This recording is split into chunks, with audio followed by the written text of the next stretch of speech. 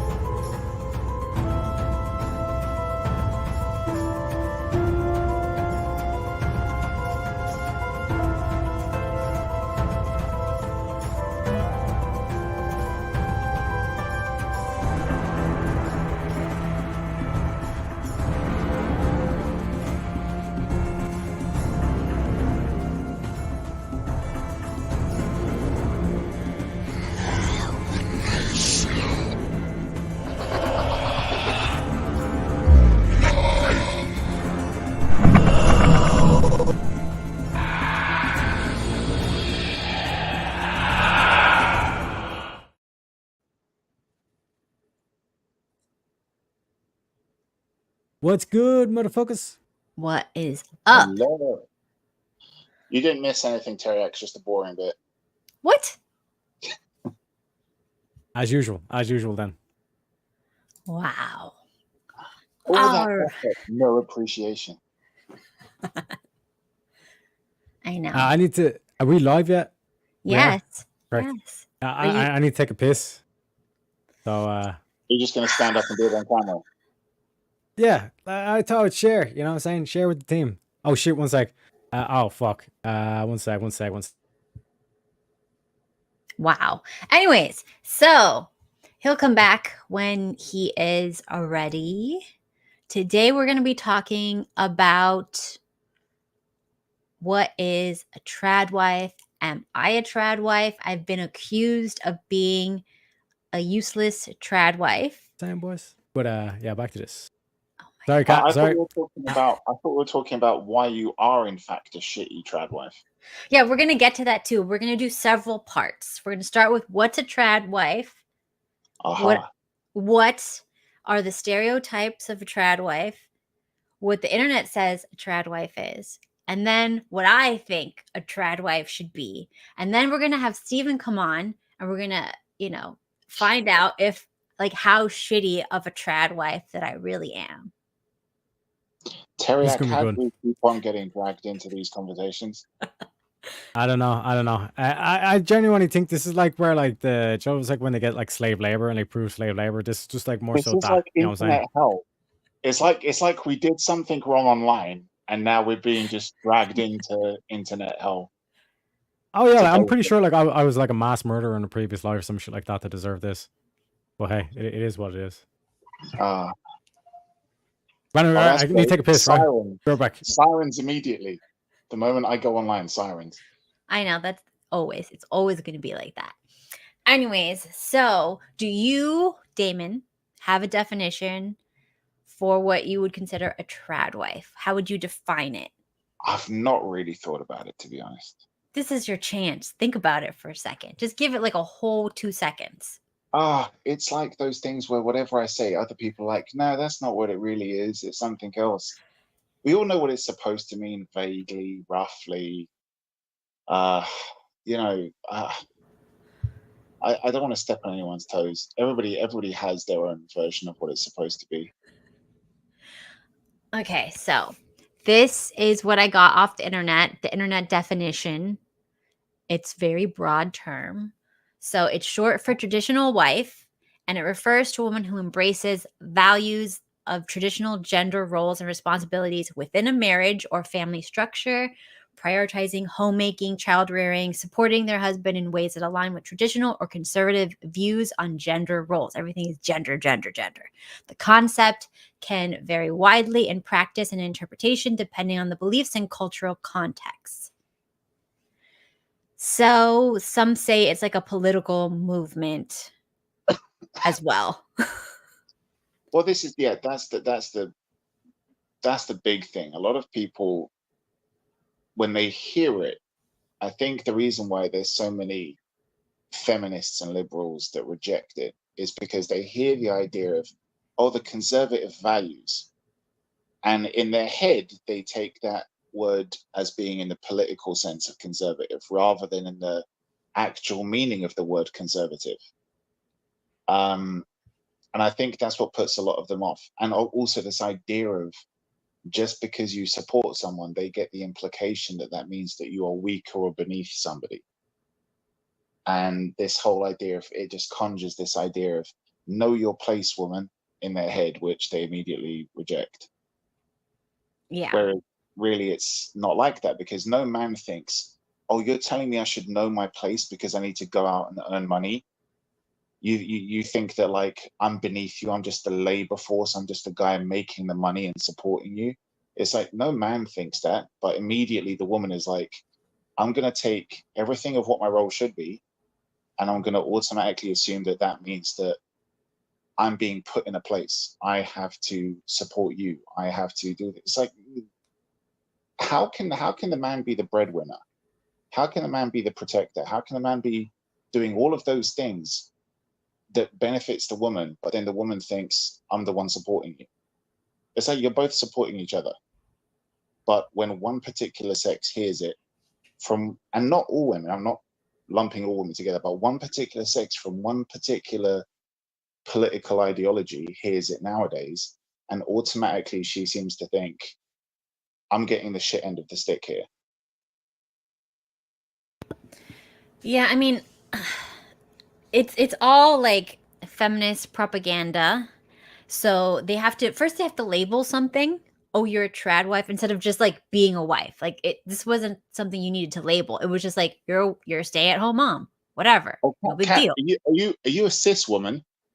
Oh, geez. It's like, don't rename things that have already had a name. You only do that when you want to F with them. Yeah, yeah, that's what I love. I love how they've thought this through so methodically. Oh, you're no longer a man. You're a cis man, Tareyak. How do you feel about that? So no, I'm just a normal fucking man. Just call me a man. They can shove a cucumber up their arse if they think I'm a cis man. I'm a man. Full stop. Yeah, I consider like cis whatever. That's like a racist term or sexist term to me. It's like, what are you doing? Don't remember when they were trying to make Latin X work? They're like, you're not Latin, you're Latin X. And all my Latin Yeah. friends were like, hell no, I'm not. Oh, But God. it's like the funniest thing though is it's like always a white person who's like, I want to defend these people on their behalf, and it's like, if anything, they're just even being more racist than possible. You know what I'm saying? Like to say, Yeah. no, we're gonna call a Latina girl Latinx makes no fucking sense. You know what I'm saying? Yeah, It literally makes no sense. They were trying to take the gendered, because in Spanish languages, the end is feminine or masculine. So if they put an X, it's to make it like ungendered, which is wild because no, you don't get to change somebody else's language so that you can make it a part of your agenda. It's absolutely ridiculous. Imagine if the liberals took all of the brain power that it would take to think this ridiculous shit up, but which is actually quite interestingly deep if you think about it. Like to think about, like, we're gonna change the language. This is what we have to do. This is what you have to do. Instead of making people look at trans people or whatever else as being something weird, we're also going to put a prefix or a suffix or something else, modify words that are just normal, just for the average normal person who's heterosexual, or the average person who's just the actual, as they would nowadays call it, cisgender. We'll just put cis in front of it.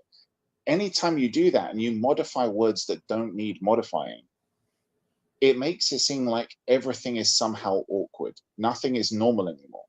And because nothing is normal, nothing is abnormal. So you can't call trans people somehow abnormal or different, because there's no normal woman anymore, and there's no normal man anymore. Now there's cisgender. It's like, if they took all of this crazy logic shit that they were thinking out and put it into something more productive. Exactly. Think what they can actually achieve. You might actually have Kamala Harris today having some actual kind of policy. that actually could accomplish something. But instead, they're diverting what little brain power they have into doing this nonsense bullshit. What did you do, Trump? Well, I built this much of the wall, and I stopped this much illegal immigration, and I deported this many people, and I saved this much money, and I put this much money into Up people's 3% pockets. mortgages too. Exactly, and I created this many jobs. What did you do, Biden or Kamala? Well, you know, we thought up these new gender terminologies, and we did this for people who want to feel narcissistic in a new and fascinating way. Jesus Christ. Wow. Lord have mercy. So, Kat, tell us why you're a shitty wife. We'll get to that. We'll get to that. First, we're gonna like We have to do all wait the another things. 10 minutes, Damon, before we can just like let loose again. Oh Okay. gosh. Anyways, Like, so what? Like the restraint that I've had so far, not to bring up the minced pork meatballs. Oh, Like What I'm it- saying, I only have to wait another 9 minutes before I can say it. Oh my god. Anyways, so we're gonna go into the stereotypes of a trad wife now, and how ridiculous that means that the rest of women are against these things. Okay, so the stereotypes are homemaking focus, which means that women who are now not trad don't care about the home. Let it go to hell. I'm out. I'm outside. I'm doing something else, right? Child rearing, which is crazy. So taking care of your own children is now considered like a trad wife thing, like just some fringe practice. it's amazing. You read to your child, you protect your child. I guess you vote Trump, you piece of shit. Basically. It's like, oh, just put them in daycare. It's fine. Just like, you don't need to take care of them. You don't need to see them. Whatever. Somebody else can do it. That's slave labor. Anyways, and then the next one is supporting your spouse. Being supportive to your spouse, your husband's career and decisions, sometimes putting his needs and ambitions before hers. That bitch. How dare she? How dare she be a supportive wife? Yeah, So it's like, basically, Trying to keep women down. it's like he should be supporting your boss babe dreams to, like, I don't know, whatever chicks do, start a nail salon or something. I don't know. he should make sure you come first. I'm not going to go that far. Anyways, Hey, I said that in such, I delivered that line so perfectly did ya? that you could have interpreted it either way. Okay. Your brain went Exactly. All right. The next one is traditional gender roles. God forbid you think women are women and men are men. This is a fringe practice now. This is a kink. How there. dare Tareyak, you? would Yes. you bed a trans woman? What? What does this have to do with anything? No. You fucking bigot. He is. I Damn agree. straight. I'm gonna make a fucking bigger flag and start flying the bigger flag around. We need to bring back bigots. Bring back Bring back bigots. bigotry. Bigotry is okay. Okay. Make bigotry great again. Wow. Exactly. Okay. The next is conservative values. So if you raise your own children, if you stay at home and raise your own children, it doesn't matter if who you vote for or anything. You're automatically now a conservative. You hold conservative or traditional values on marriage, family, and gender roles. Just If by you virtue. buy a girl a Barbie and you buy a boy an Action Man, you're part You're of a the piece problem. of shit. So wait. So Why like can't doing you a let your budget, own like child that's like, be- but like doing a budget, like conserving your finance, like that's literally like kryptonite to these motherfuckers. Yeah. And also, I Like, love how something as innocuous as a gender reveal party is considered a fucking hate crime by some people nowadays. Yeah, now it is. Yeah. Mm-hmm. You have to wait Lord till have they're mercy. 7 and they tell you. Yeah. You can't Okay. drive, they can't drink, they can't smoke, but they can cut their dicks off. Like this, it makes no sense. You Wonderful. can't get a tattoo, but you can get a vagina if you want.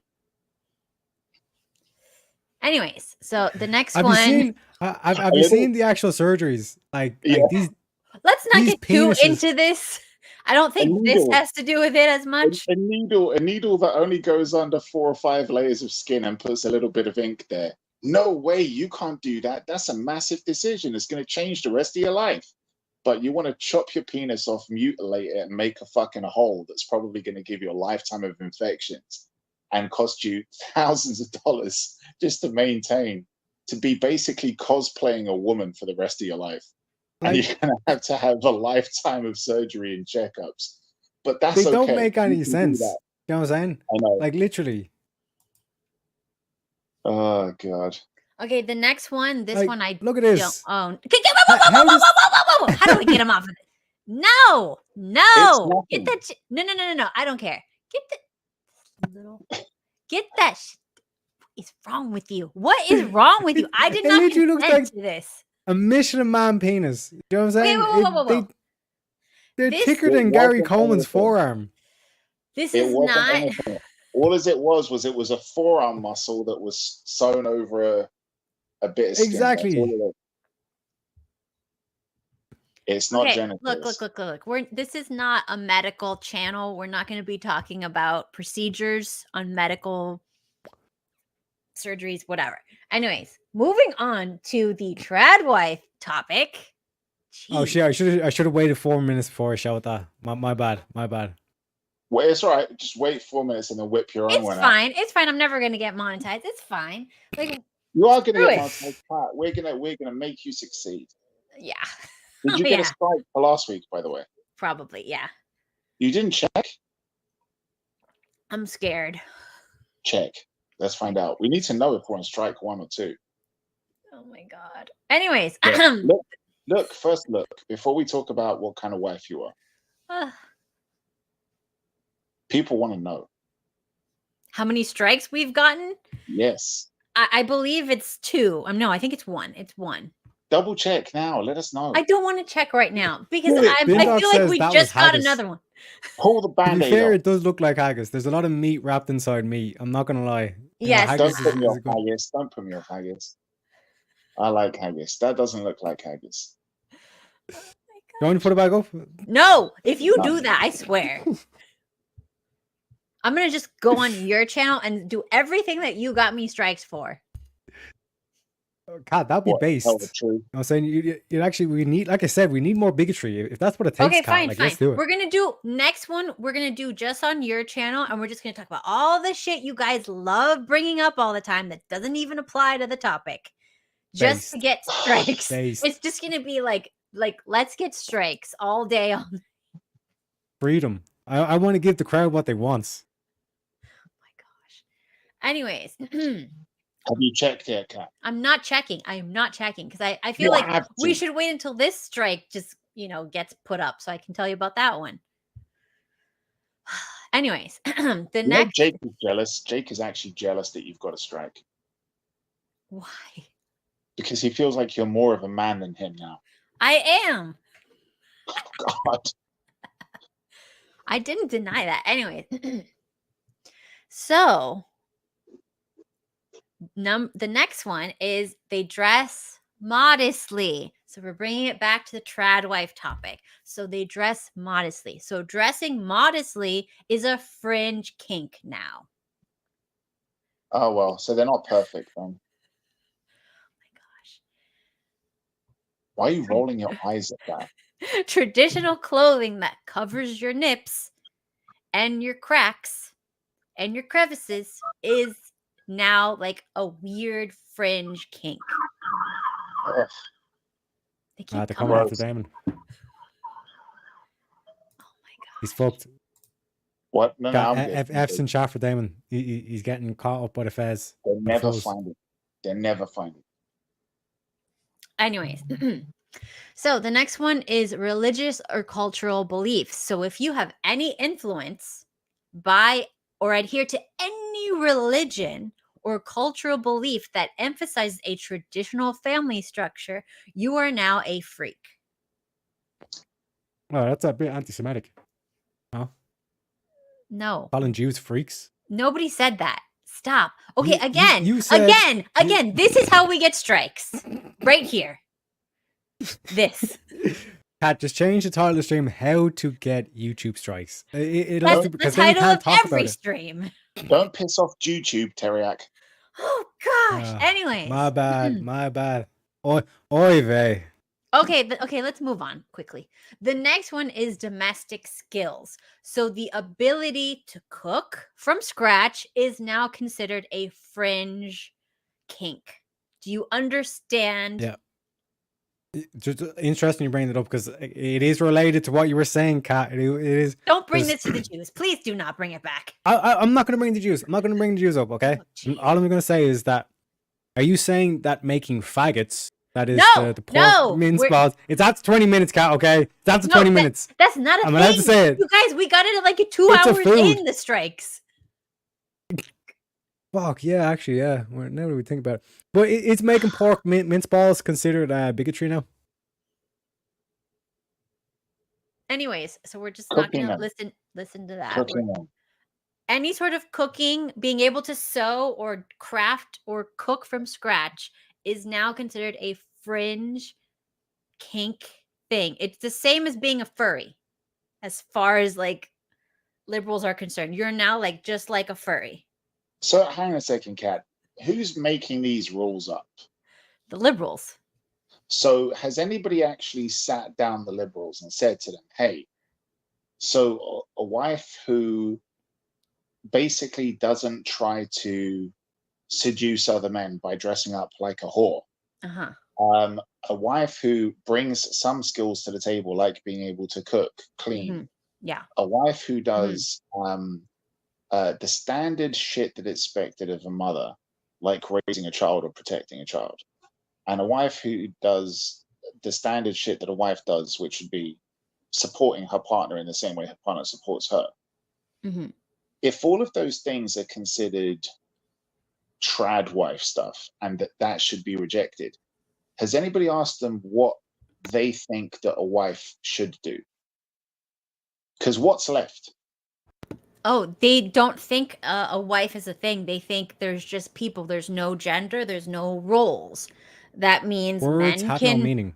Yeah, words don't have no meaning anymore. So like everybody should be doing everything, and it shouldn't be like you do this or you do that. In fact, if by some happenstance you happen to find yourself as a woman getting up when your child cries, immediately that's internalized misogyny right there. Because God forbid you do that. He should get up and do that. Anything that would have been tradition. This is the thing. It's like they say there's no difference, but then if you do something that's traditionally like a mother's job, you are now anti-feminist, internalized misogynist. I think the biggest sin for a feminist nowadays is to actually marry a man. No, Like, because you it's can funny how- soy boy, like that's fine, but you have to treat him like your child or your equal partner. I was about to say, modern feminists are essentially lesbians. Pretty much. They don't think they're lesbians because they will still want to be with a man, but the man that they want to be with is as close to a woman as that you can possibly find. I don't think they want to be with that man. I think that's all that wants to be with them. No, I think it's what they feel safe around. They're so terrified of masculinity, but they're not lesbian, right? Nah, because like there's plenty of videos where it's like these bitches, they're like all like hardcore feminists, and then they're like they actually meet a real man. And they're like, well, you know, on second thought, I don't really actually like my second name. I'll take his name, no problem, and all this kind of shit. Do you know what I mean? Yeah, but what I was thinking was, it's like we all know those guys. Like everyone's seen that one guy. Everyone probably. I'm talking about men now. Men probably know one of their guys one of their friends who was a guy where you think I think that guy's gay. I don't think he realizes it yet, but he gives off gay vibes. And it's okay because he's your friend, but you just get that feeling that he's gay. And then what do you notice when you see the girls that he dates? The girls that he dates do not look or appear or act feminine in any way whatsoever. And then maybe 5, 10, 20 years down the line, he comes out and you realize he's, and you have to do that awkward thing of pretending like you're surprised, like, no way, really? Oh yeah, well, we accept you, dude. I don't. It's like, I'm like, but yeah, I knew it all along. Like, literally, you're the last one who yeah, fucking found out about this shit. Everyone else knew it. We were taking bets. yeah. The only reason I don't do that is because then I did that one time, and you had that awkward conversation of like, why the fuck didn't you tell me? And I'm like, how? Like, that's the most awkward thing ever. Like, but anyway, you see that these guys date women who are not feminine, right?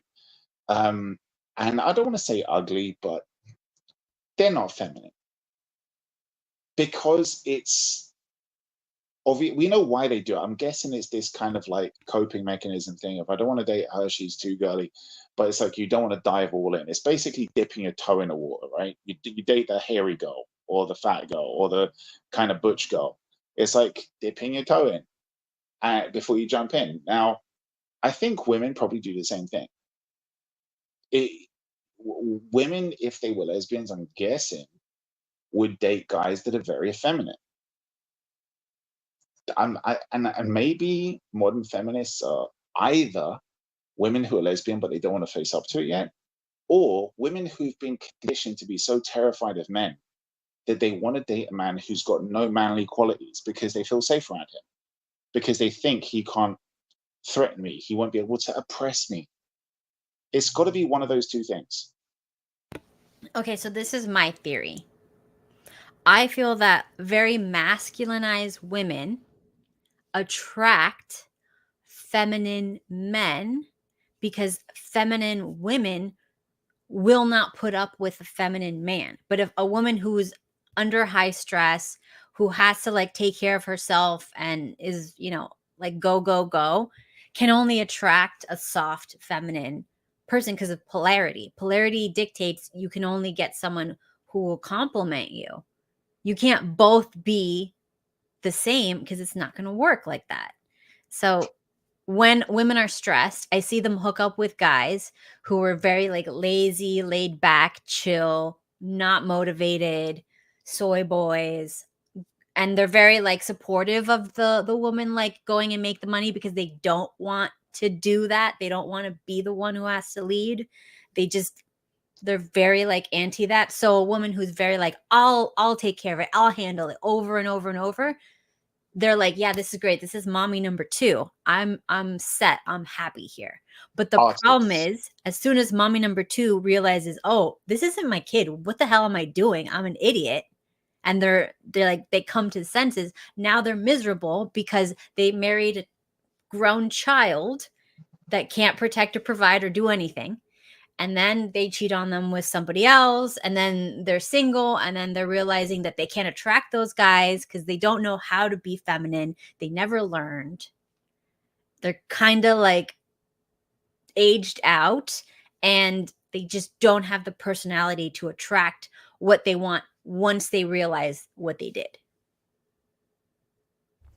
Yeah, but it's like one of those things. It's like you want the partner that like fills in the gaps for you. So, like for example, like let's say, like as a guy, you're shit at doing budgets, but you know this girl that's in finance or whatever, she's awesome doing budgets, but she's also a great mother. She wants to have a lot of kids, all this kind of shit. Like she's basically feminine and all this other shit.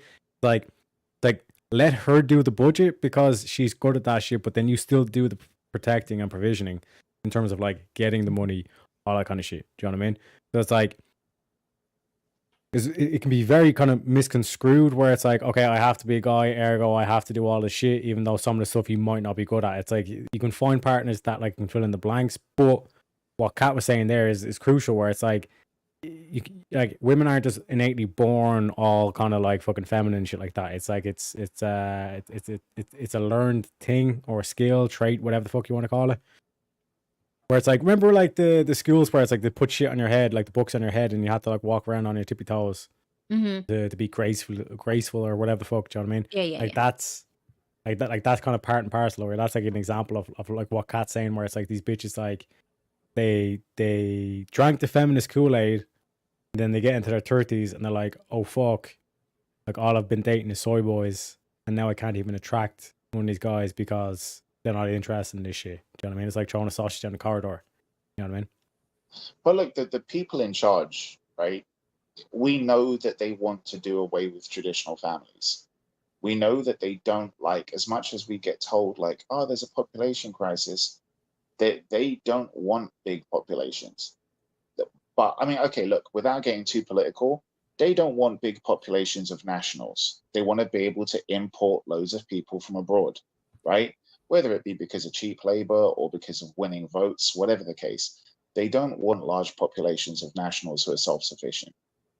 And there was a concerted effort, if you look back 20, 30 years, and we've all seen it, where they went into convincing men that men need to talk more about their feelings, that men need to learn to be able to cry, that men need to be concerned about their mental health and sensitivity and all this kind of shit and open up more. And they did the same thing to women. They started telling women that everything that's feminine, everything that's good about them, that men have loved for thousands and thousands of years, that's all weakness. And if they want to be strong, and if they want to attract the men, they need to be more like men.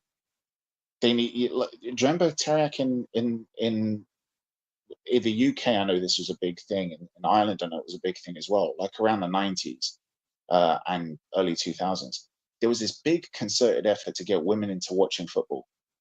Go down to the pub, watch football. And David Beckham was a big part of that. David Beckham and Victoria, like that whole relationship. Do you remember how many women that brought into fucking football?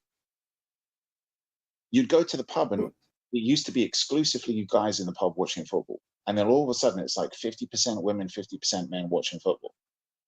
It's like they masculinized women more and more and more, making women think this is what girl power is.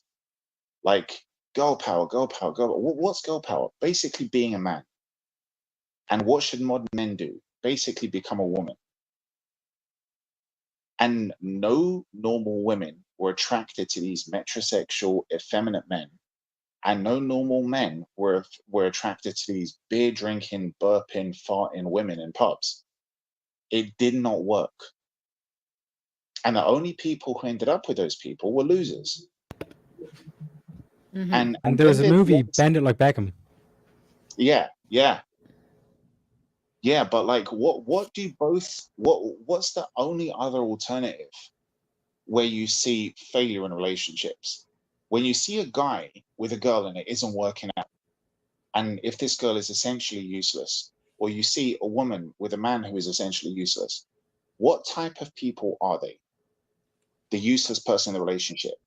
Whenever you see somebody trying to prop up their useless partner and compliment them, what do they usually say? What words do they use to describe them?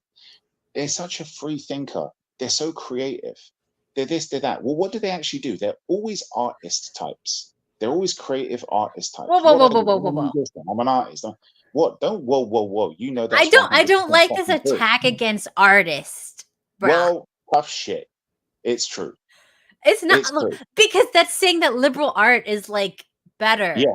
It's Yeah, not. no, liberal arts is a fucking failure.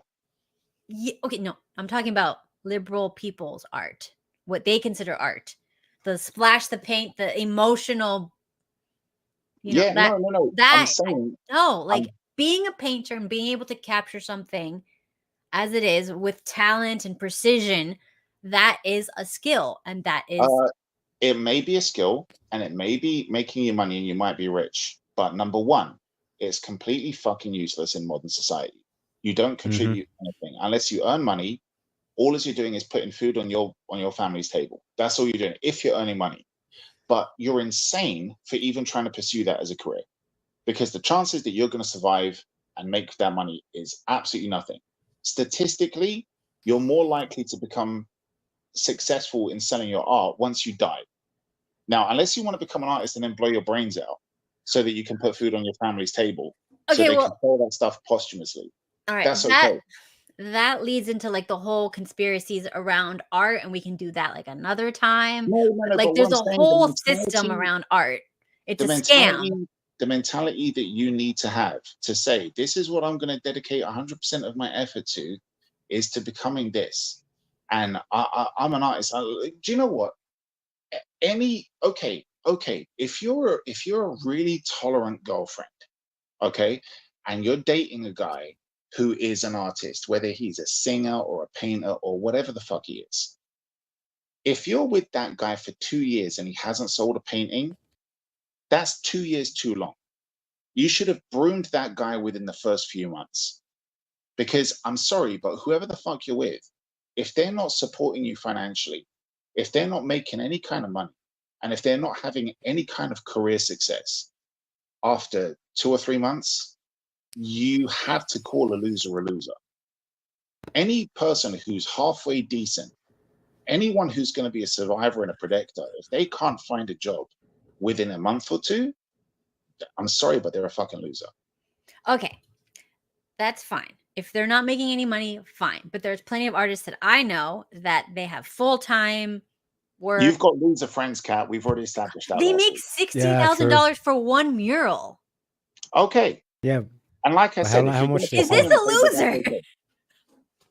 No, I said if you make I can show you a hooker down the street who makes $60,000. Are you saying that art is like prostitution? No, I'm saying that you're selling your soul. Money, just because you're making money doesn't mean that you are a success. You could be making your money in a terrible fucking way. But do you think it's immoral to be a mural painter? I think no. What I'm saying is. So what are we doing? What he's saying is you're a waste of space. I said that when you're pursuing your career, part of how intelligent you are is what kind of career you're pursuing and how much time you're going to dedicate to achieving that dream.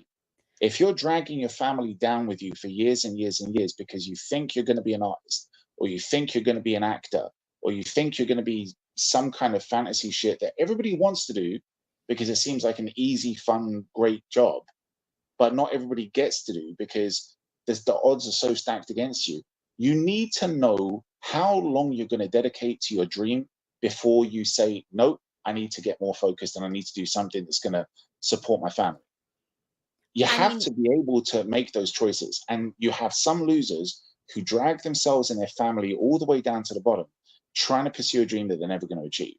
Dude, I 100% agree with you. I just think that, like, if at an early stage you immediately start making money, like, you don't just have the talent, but you also have the business sense, you're also social, you also have the networking capabilities. And I'm not talking about the people who are in the scam of art. I'm not talking about the scam artists. I'm talking about people who, like, of their own talent, people see what they do and are willing to immediately pay for it.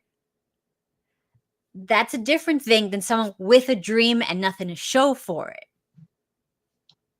No, I did say to you, like, if you make the money, that's cool. Like, you can make money and put it on the table. But whoever's with you needs to understand that you're a prostitute. No, look. I think that an artist nowadays, I love art. I studied history of art as well. I do love art and I appreciate art. But the thing is that nowadays, like you said, it's a scam. It is a scam. We know that 99.9% of art created nowadays is just for money laundering schemes. Yeah. Okay, the people at the top, Saatchi's, whoever else you want to look at, all they're doing is laundering money and they're propping people up who are not artists. Okay, fuck Damien Hirst. He's not a fucking artist. I'm sorry. Like Banksy.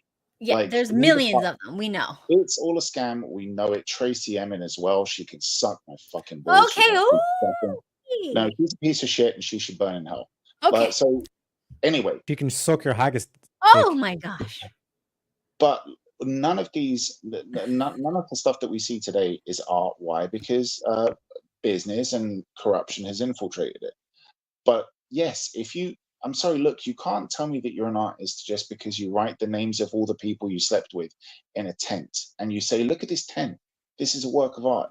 Dude, I agree with you. That is not art. Okay, exactly. Good. But I do think that it says something about a person who wants to just indulge in this kind of fantasy childhood play and say, this is going to be my career. What are you going to do? I'm going to paint. I'm going to create art. Really? Is that all you're going to do? What about if your art... But in the same way that I think that a guy who plays football professionally is also a is a prostitute. fucking loser. Like, yeah, you can have hundreds of millions and you're a financial success, but all as you've done is kick a football around. I'm sorry, but I don't value those people. I mean, I'm not saying I value anyone who does any sports across the board, no matter how inspirational or beautiful or whatever it may look. I mean, I do like watching. I don't condemn them. Let me be clear. I don't condemn them. I think that, like, if you bring people a certain level of happiness, then that's great. But I would appreciate, for example, and this comes down to taste. I agree, but I believe that somebody who, for example, like a comedian, a stand-up comedian, I think that that's a lot more constructive than somebody who kind of does modern art, right? Like, Yeah, but for that's sure. I've got a problem with what art has become.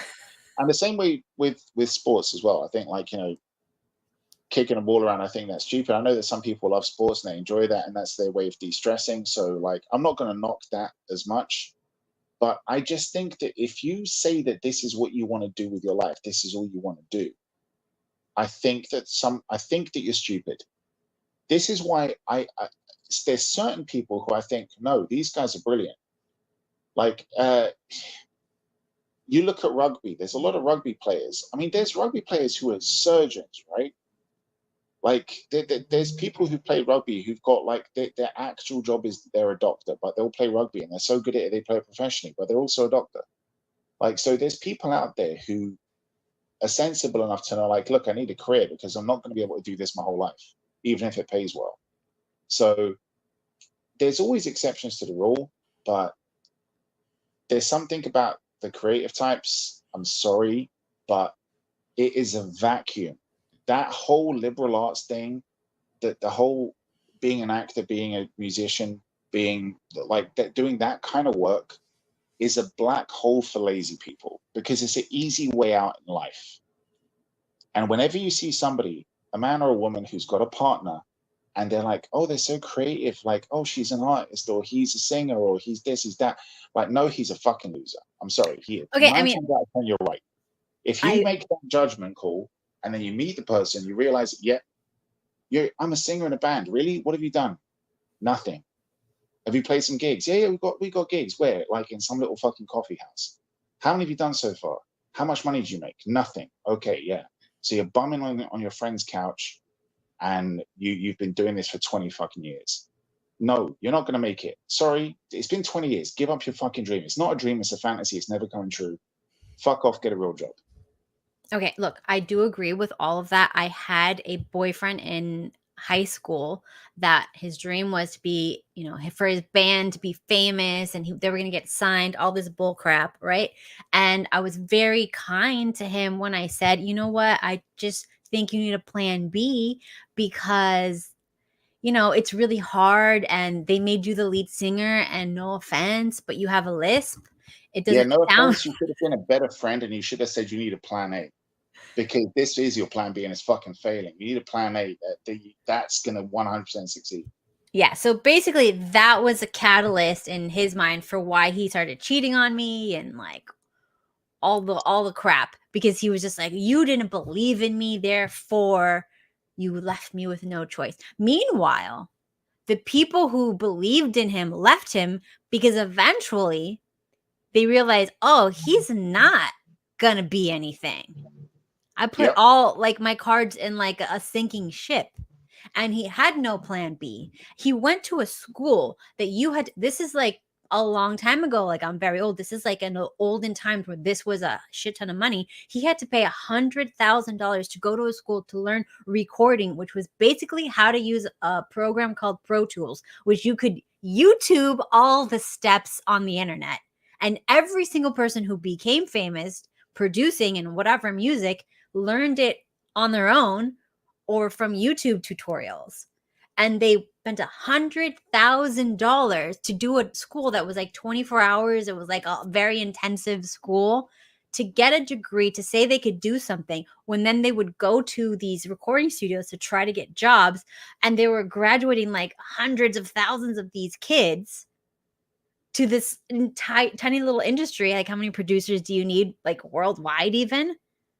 Not that many. It's not like a big It's not like a big in demand job. Most of the people that were hired were people who did not have any degree. They just learned it on their own, did the work on their own, and connected with the artist on their own so that the artist took them with them. There was no like resumes being sent in. So all of these kids got bamboozled.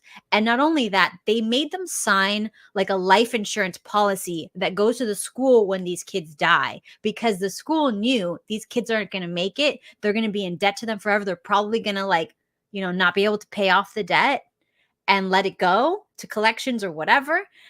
But they still wanted their money. So that's a life insurance policy that they took out every single kid that went there. How freaking crazy is this? Yep. And look at them. Look at what the biggest industry in the world is today: video gaming. All of the best video game developers, if you look back in the day, none of them had a qualification for that. There was no qualification for that. And look at all of the people nowadays. Look, why do you think video gaming is so shit? Because they said, like, hey, we're gonna bring up a school. You want to work in video game design? You need to go to these courses. And why do you think video games are so gay nowadays? Look at the pictures. No, they've got pictures of graduating classes in the top 3. Somebody actually did a deep dive into this. I'll show you the link if you're interested. But somebody did a deep dive into why there's so much LGBTQ shit in video games nowadays. And a lot of people thought that was because of third-party companies like Sweet Baby Inc. that is pushing for that inclusion in video games. It's not just that. If you actually look at the people, who is it that goes into liberal arts? Liberals. Who is it that's going to go to try and get a degree in video game design? It's going to be those people. And if you look at the the graduating classes this guy pulled up, he actually did, I think it's on Jake's, on the VOPod Discord, under the gaming section. There's a video which is like, why are games so gay nowadays, right? And he showed you these pictures of the graduating classes over the past, I think it was 5 years, from the top 3 universities or colleges that have got the video game design courses. All of them are your typical fat, weird, like non-binary looking pink and green and blue haired pigs with fucking nose rings and shit. It's all that typical, absolutely cliched looking liberal freak. They get attracted to it. That's what they do. And this is the kind of stuff that you get out of it. Because even in my college course, because I done computer science, like there was like a sect of like these weirdos, and it was like the Rainbow Squad. You know what I'm saying? But what would have turned into the Rainbow Squad? Because you know I am 30 years of age, so it's like a decade ago kind of shit. But it's the same shit that like Dan was describing. It's like all these kind of like weirdos who wanted to make all this shit, and it's like the reason why they were even like getting through it is because like they're just like be on so much Adderall that they just fucking learn off the code and then just like regurgitate it back. But like when we went there for work experience, they're deliberately creating these pathways into what they know are going to be the big businesses of the next generation, and they want to get in there straight away so that they can become the gatekeepers of that.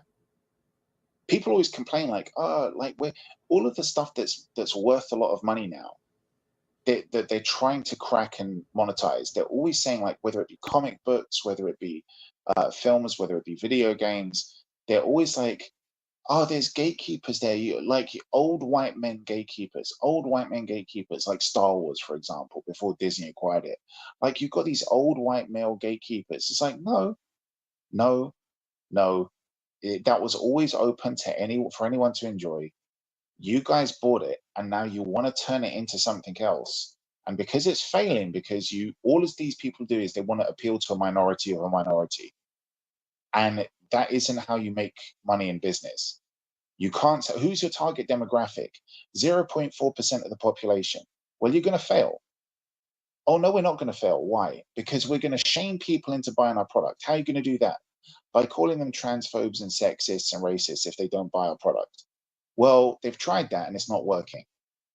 Look at Star Wars: The Acolyte. I said that shit was going to get cancelled after season 1. Nobody believed me because they thought Disney's going to sink more money into it. Today or yesterday, they announced, yes, it's been cancelled. We knew it was going to be cancelled because they hired that lesbian headland woman who was the right-hand man of Harvey Weinstein. This 6-foot-tall lesbian bitch who worked with Harvey Weinstein. She was safe, don't worry, because she was too ugly to rape. But anyway, she took over on that Star Wars shit. She started writing that crap, and it turned out to be feminist propaganda bullshit that nobody wanted to watch. And when that show failed, what did they say?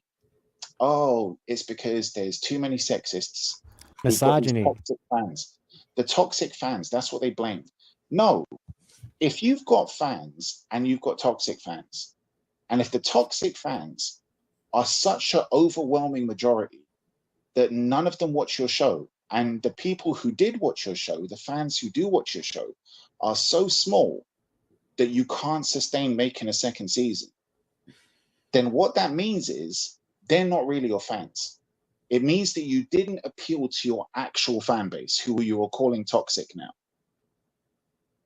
And those are the people you should appeal to, but you don't want to. Why? Because who you actually hired to make the product are the real toxic people. You hired the wrong people, and what they want to create isn't what your product should be. If you let's assume, for example, that Levi's or who's that brand that all the liberals love, Balenciaga, let's say that they made a line of clothes that just look like long white robes with pointy hats, and nobody buys it. They're gonna say all of the people out there are toxic. They don't like buying our product. No, you hired KKK people to make KKK clothes, and the majority of the population out there aren't racists who want to wear that shit. You can't put out a product that's a shit product and then complain that everybody out there is wrong. No, you're wrong.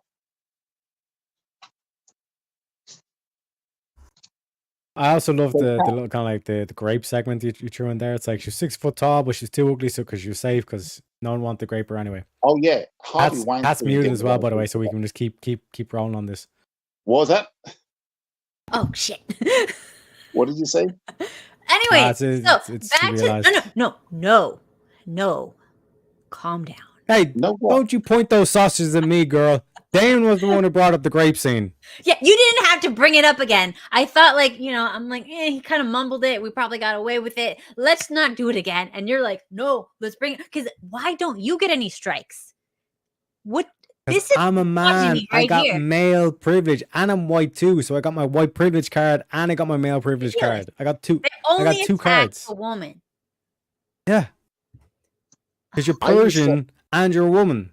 It's like a double negative. You know what I'm saying? It's like it multiplies down.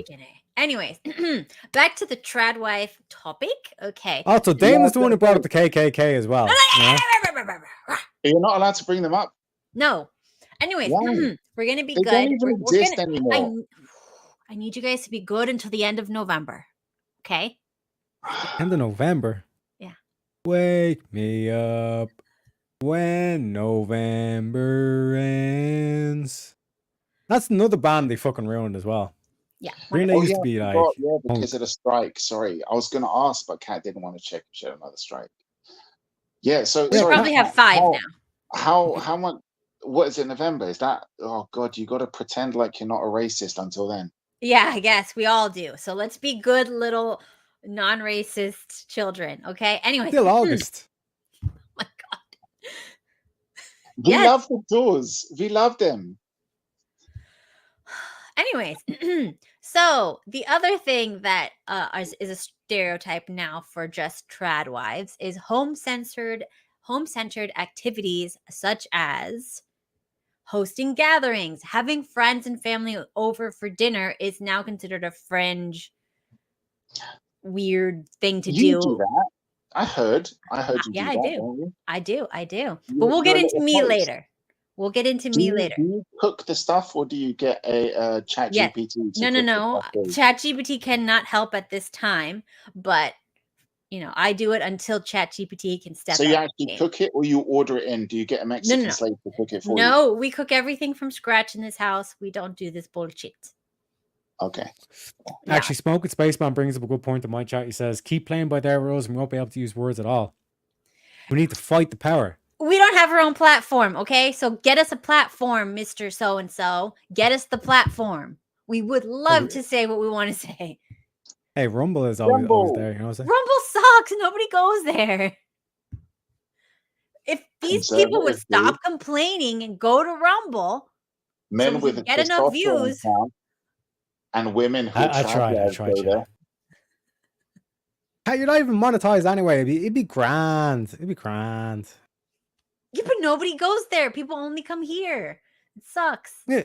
I'm streaming on both. So like, if you guys want to, go over there, get those numbers up. You should do what Crowder does. Start on here and then move on to Rumble. I mean, I was considering it, but sometimes Rumble stream just drops out of nowhere and I'd have to redo the whole thing. It's not like easy. I was going to do it, but hard. Difficult. Then I got high. Me, woman. I was going to stream on Rumble too, but then I got high.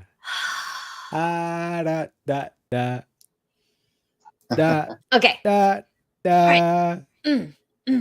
Okay. The next one. Sorry, go on, Kat.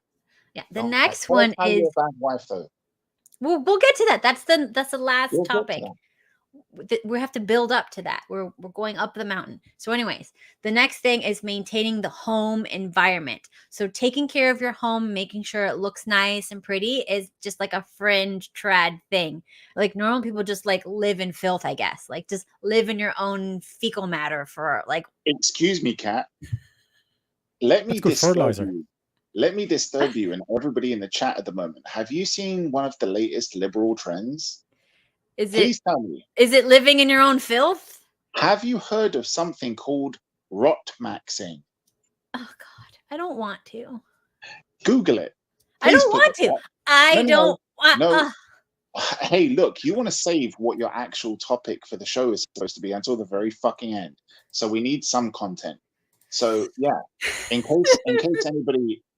case anybody listening wants to know what why you shouldn't vote Democrat. Look at what rot maxing is. Okay, hold on. Is it where is it? Oh, it's there. It was all over TikTok and it was all over Twitter for rot maxing. Is it this one? Go on. Whatever. Rot maxing meme?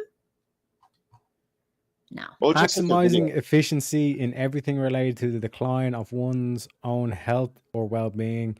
This can be categorized by a deliberate lack of socialization, hygiene, or any form of upkeep for one's body. Okay. Urban Dictionary. Let's play a couple of videos of it. This looks like a liberal. Yep. Do you hear? It's just somebody standing there. Okay. Play some other stuff. Like, is that it? I mean, oh my gosh, what is this? Brain rot? No, that's not it. Literally, people not cleaning their room. People wearing the same clothes for a month, the same underwear for a month, not washing, not doing anything. I mean, I don't see any good videos of that. Are you sure this is real?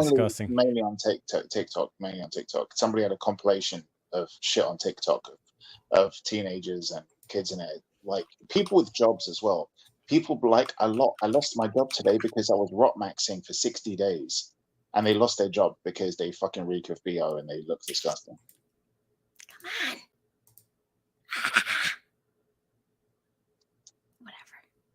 Okay, you can't do it. People at home will be able to check it out.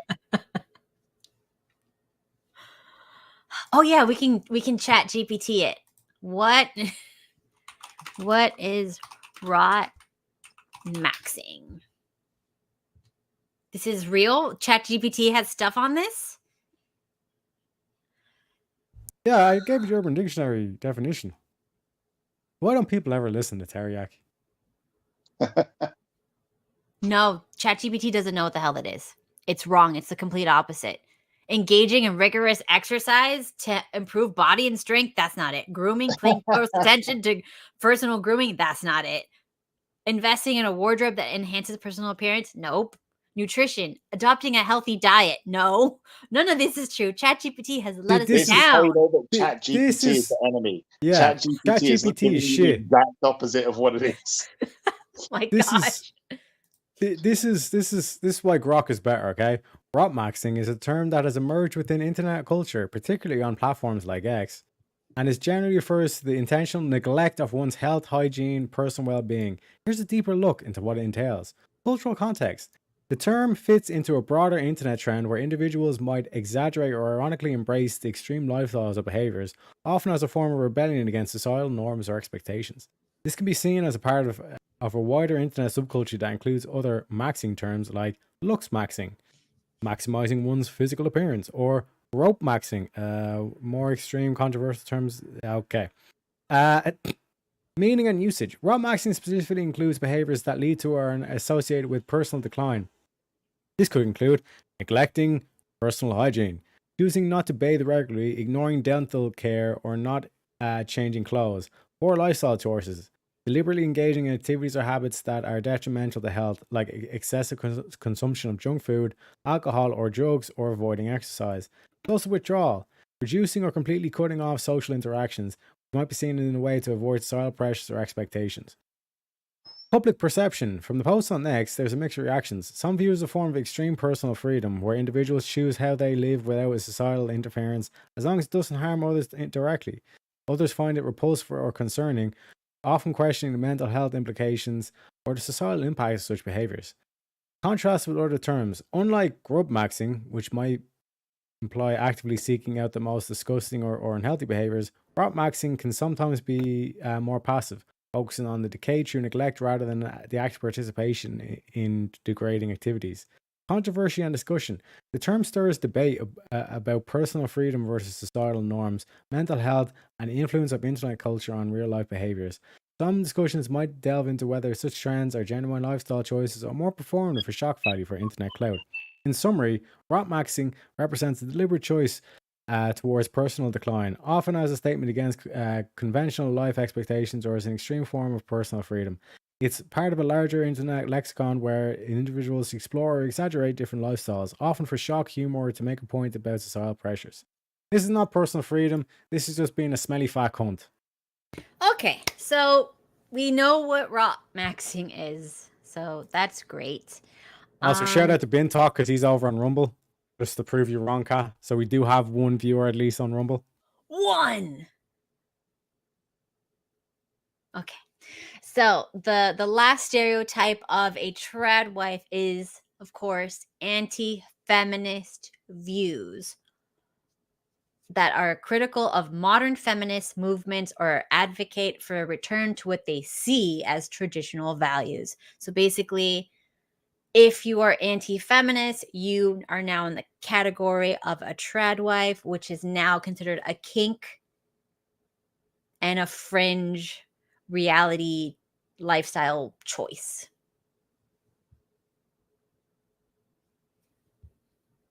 I can't hear you guys. Mama. What? I was just waiting for you to carry on talking. Oh, I'm done with that. So now we're going to talk about what the internet says a trad wife is, because I've noticed there's several categories that women dismiss as being trad wife, like, oh, she's just trad because she posts this and this and this, or she does this online, therefore she trad. So these are not people who say I'm a trad. These are people who are just posting videos on the internet for whatever reason, and people are giving them the title of trad wife, right? Okay.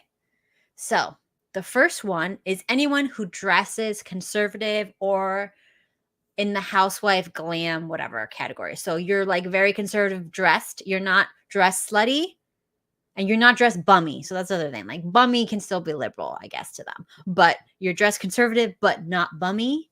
So like maybe like those ugly puffy sleeves. I mean, I just don't like them. I know it's conservative, but like why? Bummy Why? sounds gay though. What? Bummy sounds gay. Okay, forget about that. Don't focus on that. Anyways, You know, they like a dress bum burglar. yes. Or there's the other one, which is housewife glam, like glam dresses while cooking or cleaning, full makeup. They make their food from scratch. Or like the conservative dressing one might live like on a homestead. So that's like one category where it's like either very conservative looking or very glam while doing anything to do with the home. See, Right? I wouldn't mind having a trad wife, but the dressing up all fucking It's expensive. conservative is no. Dressing up conservatively is I'm sorry, but it's off-putting. No, I want my wife to dress up slightly. I'm sorry. I do. Me too. I know. Look, I'm sorry. Nobody's gonna be trying it on with my wife because they know that I'm gonna straight upend them if they do. So I'm not afraid of her looking hot. Okay, see, I agree with that. I think It's like do you the not want an puffy angel on the sleeves. streets but a devil in bed? No, because nobody else knows that you got a devil in the bed if she looks like some frumpy dumpy all the time. Oh, all the Who gives a neighbors. fuck what other people think? You do, and everybody's like, "Oh, No, look at how hot no. my wife is." Oh. Here's the thing. I don't want her to dress up sexy to make other guys jealous or to be like, oh, look at what I've got. No, it's because I want to enjoy looking at her as well. I don't want to go through the whole day having to look at a fucking librarian and then wait until we get into the bedroom at the end of the day. I don't want to enjoy what. No, I mean like in the gaff, like she can like walk around with a titty out or whatever the fuck. Do you know what I mean? But yeah, but what I'm trying to say is that like if you go to the favelas, right? Let's say we go on a class trip, whatever. Kat like finally gets monetized, she wants to celebrate. We'll go to the favelas. Are you gonna walk down the favelas with a big fucking Rolex on and all this kind of shit? What is a favela? What? The Mexican like dangerous areas. Yeah. Where is like that? Pablo Escobar. What are you talking about? Pull up Google. We're going to teach the Latina. We're going to teach the Latina about her Mexican. I don't know about Mexican stuff. The favelas are Hispanic ghettos, Kat. Oh, Jesus. I want to hear a little Hispanic. Favela is a hillside on the outskirts of Rio de Janeiro, Brazil. Favelas are located in most often the periphery of large cities. They're basically ghettos. Okay? They're Latino ghettos. Okay? So if we go to the ghettos, are you going to be walking around with big Rolex on, big chains and shit like that in a suit? Or are you going to be going down dressed as if you're like poor as fuck? Can we ask if there's any musicians who we haven't yet pissed off completely who are in the audience? If they happen to know any singer who happens to be Latinx that wants to do a cover of Elvis Presley's In the Ghetto, but we can call it In the Favelas. I want to hear a little Hispanic voice singing that.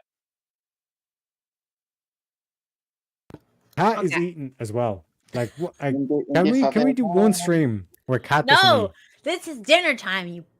Anyways, don't make her feel self-conscious, Tareyak. She's a fat pig. She needs to eat. Yeah. Okay. Fair enough. I'm working on my third stomach. Anyway. Yeah. Mm-hmm. She's a bad wife. She's anticipating to get the Jabba the Hutt part for that new Star Wars series. Anyways, booga booga. Okay, so the next stereotype of the trad wife, and these I call them different flavors. There's the homesteading trad wife, the full glam trad wife, the make it all from scratch trad wife, the homeschool trad wife, and then there's the religious trad wife. So these are the trad wife flavors on the internet. So if you do any of those things, you are automatically thought of as anti-feminist, because who are you to dress up nice and then cook? Which is ridiculous, because who's going to mess up their nice dress? So that's obviously somebody created an aesthetic for the internet. It's not a real life thing. Nobody's going to risk like expensive clothing. This is how you know it's a liberal thing. This is, I mean, I'm sorry, but it's typical of the liberal playbook. We're going to shame everybody that has actually achieved something and puts effort into shit. If you try to be good, that's something that you should be ashamed of, because like if you're a black person who's got a job, that's a system of whiteness that you're contributing to. No, did you not see that? Did you I not don't want to see see the that attack? one. No, they did a whole attack on where was it? Was it the Smithsonian who had this exhibit on systems of whiteness that need to be taken down? And apparently Working? timekeeping, having being employed, showing up to work on time as well. If you show up anywhere on time, that's apparently systems of whiteness. It's almost like what Tareyak said earlier. These people don't understand how they're the actual racists. Imagine telling a black person, "You're black, you should be late. You shouldn't have good timekeeping. You're black. You should show up everywhere half an hour late. You're on African time." This is honestly what they say. This is what they believe. They don't realize how fucking racist they are.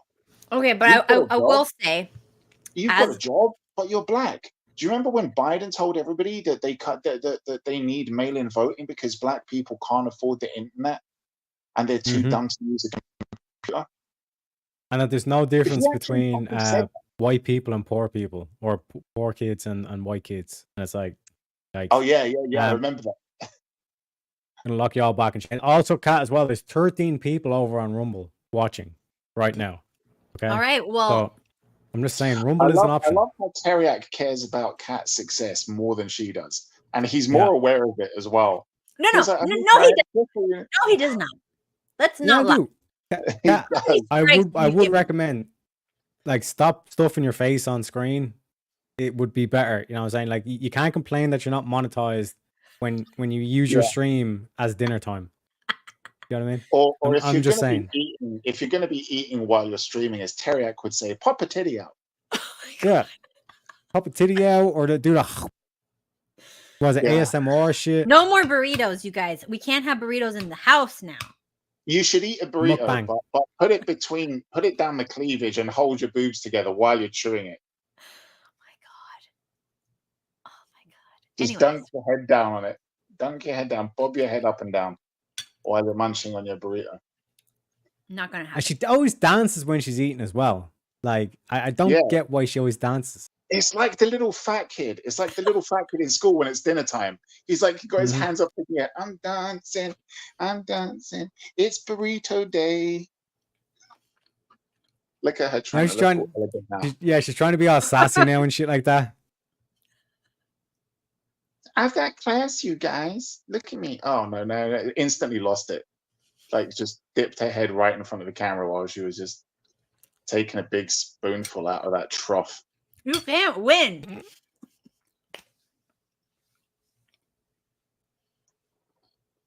Kat, you need to add more to the ASMR, okay? Like that's basically what we're gonna do. Is like, Kat is now the ASMR eater on screen, and then me and Damon are the sophisticated gentlemen. Kat needs to make noise like the dog that goes over to the microphone. It's just like okay. So now we're going to get into what I think, my opinion, my, uneducated, whatever opinion. Oh, I forgot to do this. Hold on. Jesus Christ. I knew she wasn't going to finish that sentence. She didn't know where she was going. She started off talking, and then you have all the Biden filler words because she didn't know where the thought was going to end. No. I had to put our disclaimer. You know the rest. Okay, anyways. So you know the thing. This is like listening to a Kamala Harris speech. No, it's not. How we're going to do the things, and we're going to be equal. And it's a big country, you know the rest. Attacking a smaller country. Unburdened. Do not come. Do not come. I'm gonna come. Best meme on the internet. Oh my god. Anyways. Now we're going to get to the bit where we talk about my opinion on what the TRADWIFE thing is, unburdened by what it has been. Yes. And then do the crazy cackle. No. Okay. So, what I think a TRADWIFE should be, if I could control it and like reimagine it into what it should be. Someone, obviously a wife, mother, whatever, that does not trust the government. That corn pop, he was a bad TRADWIFE. Who? Corn pop. I don't know what that is. Yeah. Oh, Jesus Christ. How are you a fucking American? What is that? Unbelievable. Never mind. Karen, Kat. Okay. So doesn't trust the government, a conspiracy realist. That's what I call it. Conspiracy realist. Questions everything, doesn't blindly trust authority, does not conform to authority. That's a big one. Wants to put their own values and morals on their own children. Doesn't want anyone to have a strong influence over their children other than their chosen family and friends. Thinks marriage is forever outside of very specific cases where marriage can be broken, such as maybe like drug, alcohol abuse, physical abuse, and sexual immorality. As in, that's what the Bible allows. You can break a covenant for those reasons. Period.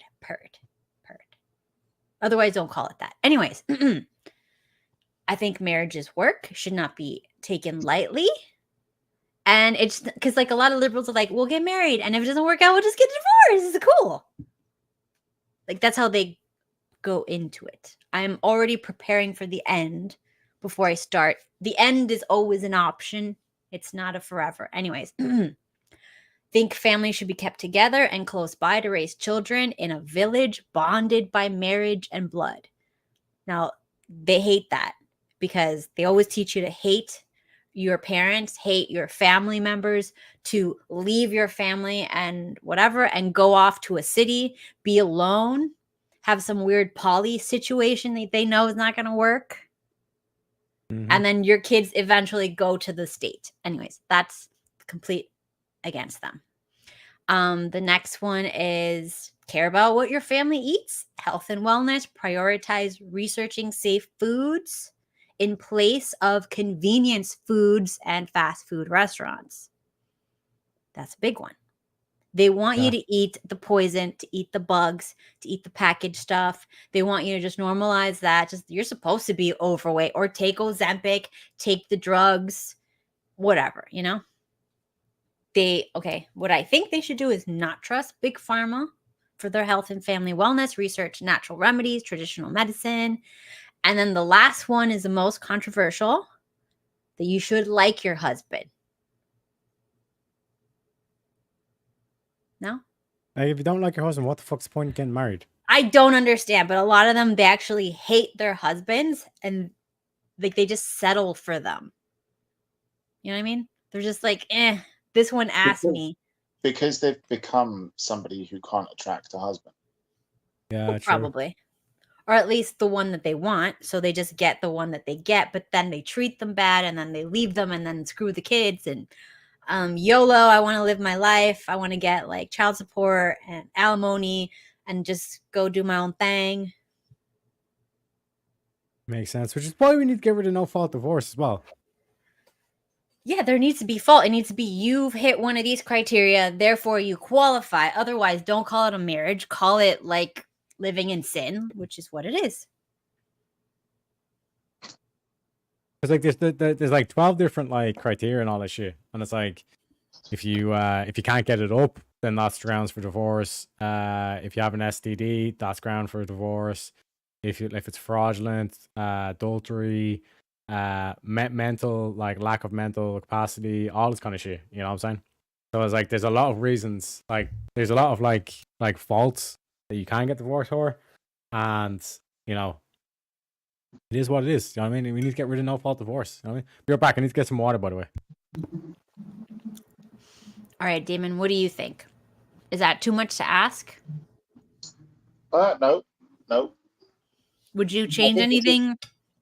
No, because we're at the point now where just by simply stating basic common sense, it sounds like you're being crazy.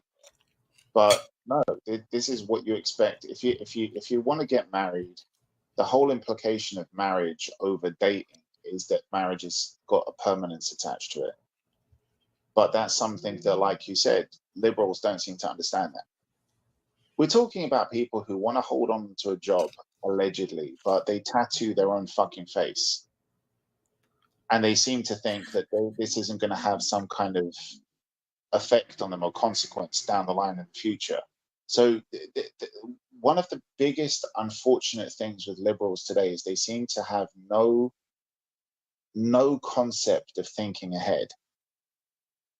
And this is where I think a lot of the problems come from.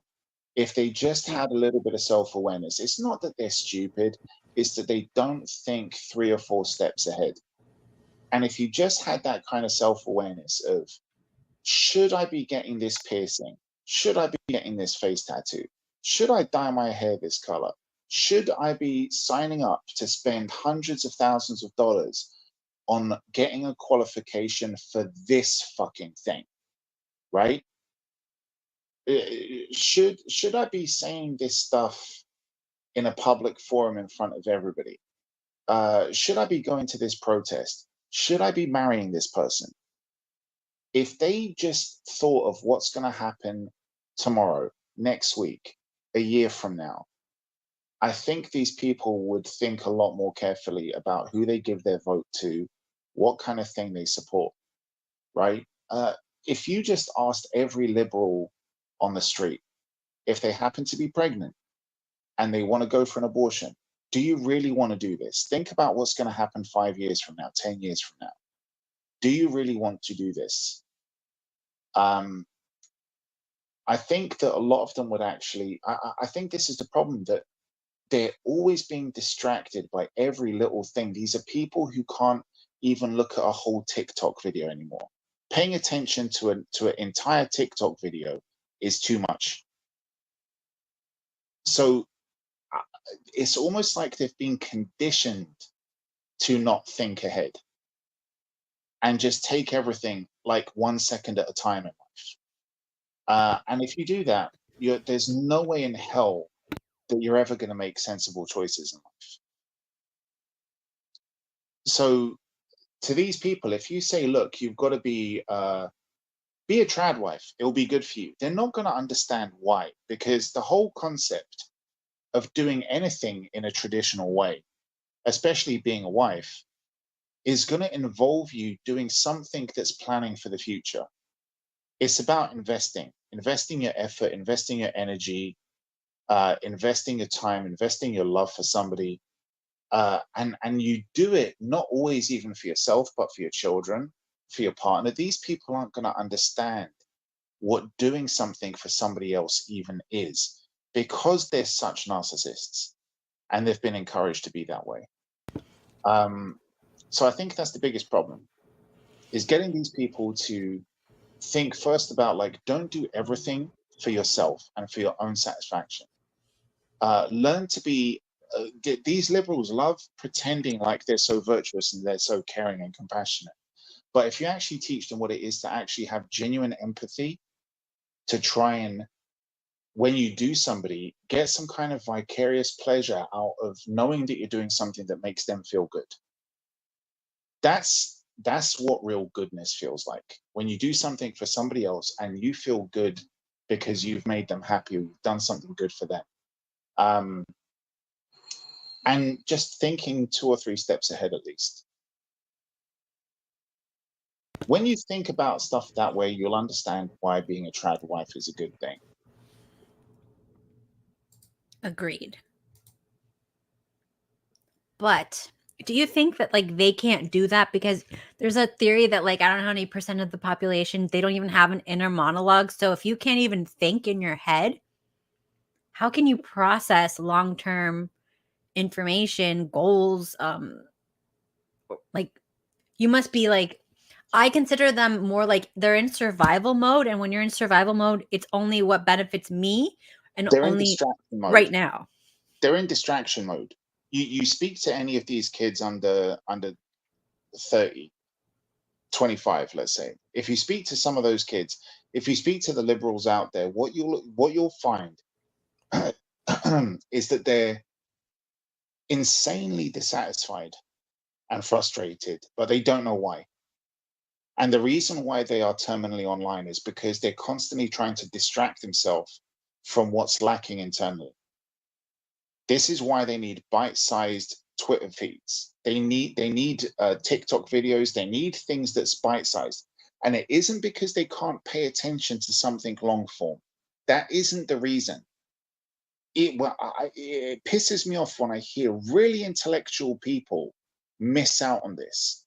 And there's some incredibly smart people out there, Jordan Peterson, for example, who said that they can't sustain their interest long term in a video that's 5 minutes long, 10 minutes long. So, and it's because they're watching these TikTok videos that are shorter. No. That isn't the reason. It's when you pay attention to something long form that's 5 or 10 minutes or 20 minutes long, what happens is that your brain follows through what's going on, and you start anticipating what's coming next. You know roughly where the conversation is going to go, and then you don't need to devote full attention to it. But if you watch a 10-second video, you don't know what's going to happen within that 10 seconds. So you have to actively pay more attention.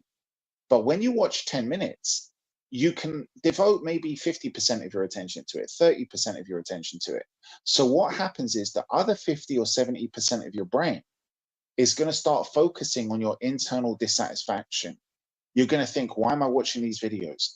I'm not doing this, I'm not doing that. There's other shit that I should be doing, but I don't want to do it. Why? Because I'm lazy, because I'm a fat cunt, because I'm unhappy, because of this, because of X, Y, Z. And then they're going to become more and more aware of their own depression that they're trying to run away from. That's why they need short-term shit. It's not that they can't pay attention to long-term stuff. It's they're afraid to, because then they're going to realize how depressed and how unsatisfied they are in their life. They are in permanent distraction mode. The only way you're going to be able to come away from that is by facing up to what it is that is making you unhappy, why you're so unsatisfied, and making actual changes in your life. But for them, that's too fucking hard. Because it would mean admitting two things. Number one, they're not as great as they pretend to be. They're not as perfect and as happy. Shock, horror, Lizzo, you're not fucking beautiful, right? And all those other people who wanted to say, like, fat is beautiful and all this kind of healthy at every size shit. You know, shock, horror, you're not a real woman, okay? All of that kind of stuff. All these people who've been brainwashed into thinking they can be whatever the fuck they want to be. No. Actually achieving what you want to achieve and being what you want to be takes work. It's not just affirmations and shit. But they don't want to admit that, and they don't want to face up to that. Like radical responsibility. Yep. When I look at my life, when I thought more liberal stuff was obviously when I was in school, being indoctrinated. My parents were busy working. They didn't have time to like talk to me about that stuff. Right? So all I'm getting is what the school's saying, what the media is saying. And that's pretty much it. So you just kind of like believe everything very blindly. Plus, you're under a lot of stress with work and school and blah, blah, blah, running here to there, to there, to there. And it wasn't until I was able to stay at home and I had the time that I was able to look at both sides, to research both sides. This one's saying this. What is the other side saying? Oh, well, that means this one is lying. Oh my gosh, what else have I been blindly believing just because I didn't have the time? I was under too much stress and there was nobody else telling me the other side. It was just like a whole bunch of people repeating the narrative over and over like little parrots. So you just assume, I guess this is it. And in reality, I never even bothered to get involved in politics. So when my friends would fight, I didn't know who was right, and I was under too much stress and pressure and too busy to really dive into it. And then the second I had free time, that's it. And that's the one thing they don't want us to have, free time to think. Yep. Also, they don't want us to unite, because then it, like, we'll all realize how much we're getting screwed, and then be like, fuck the government, and then they were like, oh shit. You know what I'm saying? Been doing this since the ancient Greeks. Oh, I know. So now we're going to talk about what we think a trad husband should be. So if you want a trad wife, what responsibilities does the husband have to have in order to ask for a traditional stay-at-home wife mom? Do you guys have any ideas? Okay. Responsibility. What's the one? Like being capability. Being able to earn money and being able to like not spend money. So like get your earnings up, get your spending down low. Be able to provide, protect. Basically being a Chad, you know what I'm saying? like not being a fat cunt, not being lazy, not being like a slob, all that kind of shit. You know what I'm saying? Okay, I mean, that's good. This is what I got to add to that. Number 1, loves his wife and doesn't feel he's settled, because the same with the women. When you feel like you've settled, you're not going to act right. It's just not going to happen. Get the best you can get and then be happy with what you got. Be happy with what you have. Number 2, believes that a stay-at-home mother is the most important job and does not allow others to put it down, because every guy that has a stay-at-home wife deals with the guy that has the working woman going, well, my wife makes X amount. I could never like just lock her up in the home, or I could never just, allow her just to clean all day like a slave, or whatever. Like whatever the feminist propaganda, they repeat it. And then if the other guy who has the family and the stay-at-home wife allows himself to feel a certain way, which is what they want, then he could go home and take it out on his wife and kids, right? You should be getting to work like so-and-so's wife and helping out around here. Because again, like there's a lot of social pressures when we do this stuff. The next one is likes having a wife who's not stressed out from outside forces. It's nice to have a happy wife. It's nice to come home and she's in a good mood because her boss didn't yell at her, or, she's worrying about the bills, or she's worrying about whatever, or the traffic, or the this or the that. She's like more chill. So then when she goes to raise your kids, she's more chill. What kind of shit is Tareyak talking? I feel like he's talking some shit. I was yawning, but I don't also believe that. shout out to Smoking Spaceman. He says, please correct her vocabulary, because I do love correcting women. Stop saying trad. It's just like saying sis. You're losing the battle before it even starts. Okay, traditional. All right, traditional. No, not traditional. He's saying just say husband, because these fucking faggots Oh my gosh. they don't even want the family anyway. Do you know what I mean? So call it the way it is. Okay, fine. Husbands. Okay, this is what husbands should. They should work hard for their family, not to show off to others for like materialistic purposes. It shouldn't be about like, look at the car that I can afford with my wife because we both work.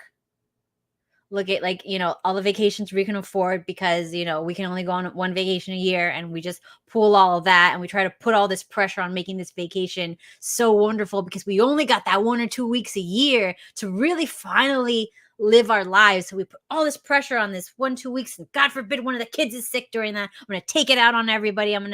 They better not act up during this. And when the whole rest of the year, you guys are miserable, fighting at each other just to try to make these 1 to 2 weeks perfect and worthwhile for all that hard work.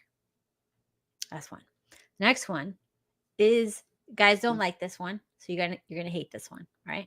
Be emotionally supportive and know how to deal with women, because women are hormonal roller coasters, and you gotta unless you want to be gay. This is the deal. You can be gay if you want someone who's mentally stable all month long, you can be gay. But if you want to be straight, you got to deal with the fact that she's all you gotta do is say, bitch, shut the fuck up. That's all you gotta be able to learn how to this say. isn't gonna work in a marriage. No, but this is why Sean Connery said that, sometimes You're a schmuck. you have to smack her. Yeah. You're a schmuck. Look, I haven't heard like actual good points here. Like, What? no, look. What? No, look. In all honesty, what I Mhm. haven't heard mentioned so far, which is the predominant thing, which I think is lacking in men today, is the probably the most important thing, especially if you're a father as well. The thing that a husband should do and a father should do for both the wife's benefit and for the child's benefit, and which unfortunately society has been telling us the complete opposite on, is you don't show weakness. Never, ever, ever show weakness. Okay? And whenever society or women have been telling men that they need to do this, right, they've used the excuse of it's for the sake of your mental health. You can't bottle this up. Men never bottled that up. Okay. You will struggle in life. You will face difficulty. You will feel at times troubled, hurt. You'll feel like you are weak in some degree, and you'll feel like you want She to show always that. dances when she's eating. But that's what the pub is for. That's what your friends are for. That's what you go out and you unwind for. But you don't bring that weakness, you don't bring those problems home to your family. Okay? True. Women, feminists, and other people who didn't know any better started telling men, look, you need to talk about it. You need to open up. Why? Why? Well, the people with the agenda wanted to weaken those men. And the feminists or the other women who were just making problems and thought they were doing something right, but didn't know that they were doing something stupid, were feeling like, well, I cry all the time when I get home, and I bitch about the women at work when I get home, and I talk about all my fucking problems, and I bring my problems back home to the table and shit. So I want you to do it as well, just so that I don't feel bad about myself. Fuck that nonsense. Let the woman do it if she wants to do it. That's okay, but the man shouldn't do that. You need at least one strong element in the household that isn't going to be bringing those people home. That was the man's job. The man was the rock. And you need to be that. You can't show weakness to your children, whether they're daughters or whether they're sons. There isn't a third option. And you can't bring that shit home and show that shit to your wife either. So that's the primary thing. The man can't be weak. You need to give something strong for your children to aspire to. So fuck that nonsense about crying and opening up and sharing your problems and talking about that stuff. I didn't say the man shares his emotion. I just said No. know how to deal with a female. I didn't say that that's what you said. I wasn't talking about that point. I was talking Okay. about that. I hadn't heard any point saying that the man needs to be the rock and the man needs to be strong and not show weakness. That's the first thing that the man should be aspiring to, is you do not show weakness in the household. Okay? And this is the problem with domestic violence. We were lied to. We were told that men who don't open up, men who can't deal with their emotions and stuff, men who are afraid to cry and all that kind of stuff, these are the people that end up bottling it up and take it out on their wife. No, it's the opposite. Strong, yes, a man who is strong and a man who knows how to control himself and not cry in front of his wife and not show those signs of weakness, that man is in control. It's not that he's bottling shit up. He is in control of his emotions.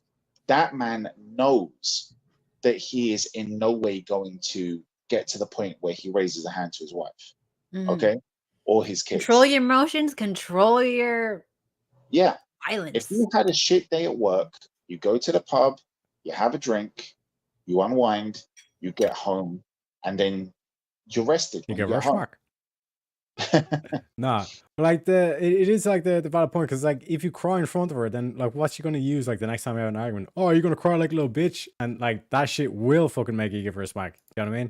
So it's like this whole thing of like what Damon's saying right now is a critical point. It's like it's the inverse, and that's why they want you to open up and be emotional, all that kind of shit. Because if you're emotional, then you are going to start smacking, and then you go, see, look at the domestic violence go increase on shit. But now we're in a fucked up place where it's like it's actually women who are like doing all domestic violence. Like lesbian couples is the highest rate of domestic violence. You know what I'm saying? Yeah. And who's more hormonal? You know what I mean? Well, technically, men are more hormonal, and here's why. Women have a 28 to 35 day cycle where their hormones very reliably go up and down. Men, their hormones can jump up and down randomly based on outside stimuli. Therefore, if you see like a hot chick come in with her boobs up, your testosterone can go through the roof, right?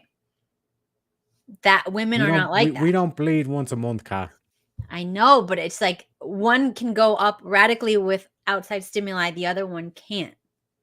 Just because you're a hot dude with a big bulge doesn't make my freaking testosterone go up. But once a month, you're guaranteed for a week. What? Once a month for once a month for a week. She just want to listen to my point. She knows that this proves Yeah, her but point. but you guys, if you look at something, it goes Isn't up. there a burrito you're supposed to be eating at the moment, Kat? Let the Finished. men talk, okay? Oh God, what did Damon say? After what you said, I said, hang on a second, Kat, you haven't seen my bulge. Oh, You said that like it's not going to make people react a certain way. I'm sorry, you can't say that. It's not. I mean, I don't care. I don't care. Unless a chick is ovulating and likes you in particular, it's not going to work. An ugly chick, but with gorgeous bazookas, could come in showing most of her bazookas, and you guys will still be like, oh my God. Well, I don't know, making some serious assumptions there, Kat. Mm-hmm. Again, dudes can stick it in like. You leave like Damon's a door. bulge out of this, Kat. Oh my gosh. Dudes can stick it in a door in a door? public bathroom stall. In a hole in a door in a public bathroom stall. It's and called hope a for the glory best. hole, Kat. Yes. It's called a glory Yeah. hole. There you go. You guys can do that and somehow make it work. I don't know. I think Kat's got a bit of penis envy here. Yep. Yeah, because I really want to like have some thing hanging out that like controls my life all the time. And makes me make more decisions, Damon. Yeah, they call it male privilege for a reason. Bleeds once a month. Yeah, that's a defunct product right there. Like if I got like a cat and like once a month it bled a month, you know what I'm saying? I'd be like, I need a new cat. You know what I'm saying? This thing keeps bleeding all over the place. Female cats do that. No, I'm talking about like a normal cat. He gets excited. You know normal cat does that. Just because your pussy bleeds once a month doesn't mean my pussy should bleed once a month. Anyways, if you get it fixed, it won't. I mean, get it fixed. Do you want me to put back up these trans surgeries? I'll put these trans surgeries on screen again. So are cats that are spayed trans now? What are you talking about? What I'm saying, okay, I'm getting the trans pics. No. Don't. This little shit. He's still talking some shit. I could see him. No, bring him back. Bring him back. He can't be trusted. He'll be good. I got a dip anyway for machine laws, but like I said, it makes more sense that men are more the rock. You know what I'm saying? It does. I agree with that. They're the thing that, like, you know, like Damon was saying. Do you know what I mean? It's like to get a tough day at work. It's like, listen, babes, going down to the pub. Need to clear the head. It is what it is. You know what I'm saying? So now we're going to talk about the political implications of everything that we're talking about. Like the whole another thing. I only made one point so far about what a husband should be. Was more? Well, the other thing is, and unfortunately, look, this might piss some people off who are all red pill, and not dissing red pill stuff, but the other thing is that you need to understand why it is that a woman has the gender roles that she has. Okay, you can't lord it over her. You can't be like, you're just this, or you just do this, or you get in the kitchen, or you do that. Like, you can't. There's certain men out there who are attracted to red pill ideology and who are attracted to these gender role things, and it's because they think that they're somehow better than or worth more than, and they like to belittle women when they tell women what their roles are. You do still need to support them. You do still need to understand that she's supporting you and you're supporting her, and you need that support as well as how she needs your support and your protection. So this idea of like, it's not a competition. The relationship isn't a competition. Anytime you go into a relationship like a marriage with this idea of like, you are still two individuals. The whole point of the marriage is you're not two individuals. You are one unit. Okay. And if you have children, the children become part of that family unit. If you look at it as I am this, and this is what I do, and you are that, and this is only what you do, or this is just what you are, already there's a fracture there in that relationship. Agreed. So you can't look at it as a competition. You have to look at it as you are one, right? And that's what the religion teaches us too. Like that's the whole point of the ring, the symbolism of it being one complete thing. So that's the other thing that a husband needs to do. The husband needs to understand that you are just a part of this unit. Like you're one aspect of that unit and that unified whole. It's not a competition, and it shouldn't be a competition. And if you ever feel like it is a competition, then that shouldn't be your wife. You shouldn't put a ring on her finger. Yeah. Exactly. I forgot about the last one. It's financially support. Yeah. The husband has to Produce and financially provide. support, which, oh my gosh, this is such a big one. There are literally some internalized feminists, which is a term I'm going to call them, internalized feminists that say that if a man supports his wife and family, that he's being taken advantage of now. Like they're trying to like really like take it to the extreme. So now the man is before it was the woman is being taken advantage if she gets to stay home and raise her own children, right? God forbid. And now they're saying, no. Now the man is being taken. They're trying to hit it at both angles just to destroy the family. So if you're a man and you're giving money to a woman and your kids, now you're being taken advantage. If you're a woman and you're staying home with your kids and taking care of your husband and your kids, now you're being taken advantage. So both sides. This takes it back to what I said before, that they don't want to think 2 or 3 steps ahead. And also, again, the whole point of what a husband should realize, you're not being taken advantage of. Okay, you married that woman. She is giving you your progeny. She is continuing your legacy. She's continuing your bloodline. She's giving you children. She's helping raise those children. She's protecting those children, feeding those children. And you bringing money home and doing all of that, that's your role. That's your part in the relationship. You're helping that continue, but by you going out and doing that, she's going to be the one that's at home protecting the kids. There's no advantage. There's no one's being taken advantage of here. This is the partnership. This is the deal that you have, and they can't understand that you going out working, making that money, bringing that money home. This is the investment that you're putting, not just in your wife, but in your children, your future. Okay, who's going to look after you when you're 70, 80 years old, 90 years old? Who's going to be the one that's going to be helping you out? Like your children. Are you going to have friends? Who are you friends with? Do you have friends that are 50 years younger than you that are going to help you out when you're bedridden? You need family. 100%. 100%.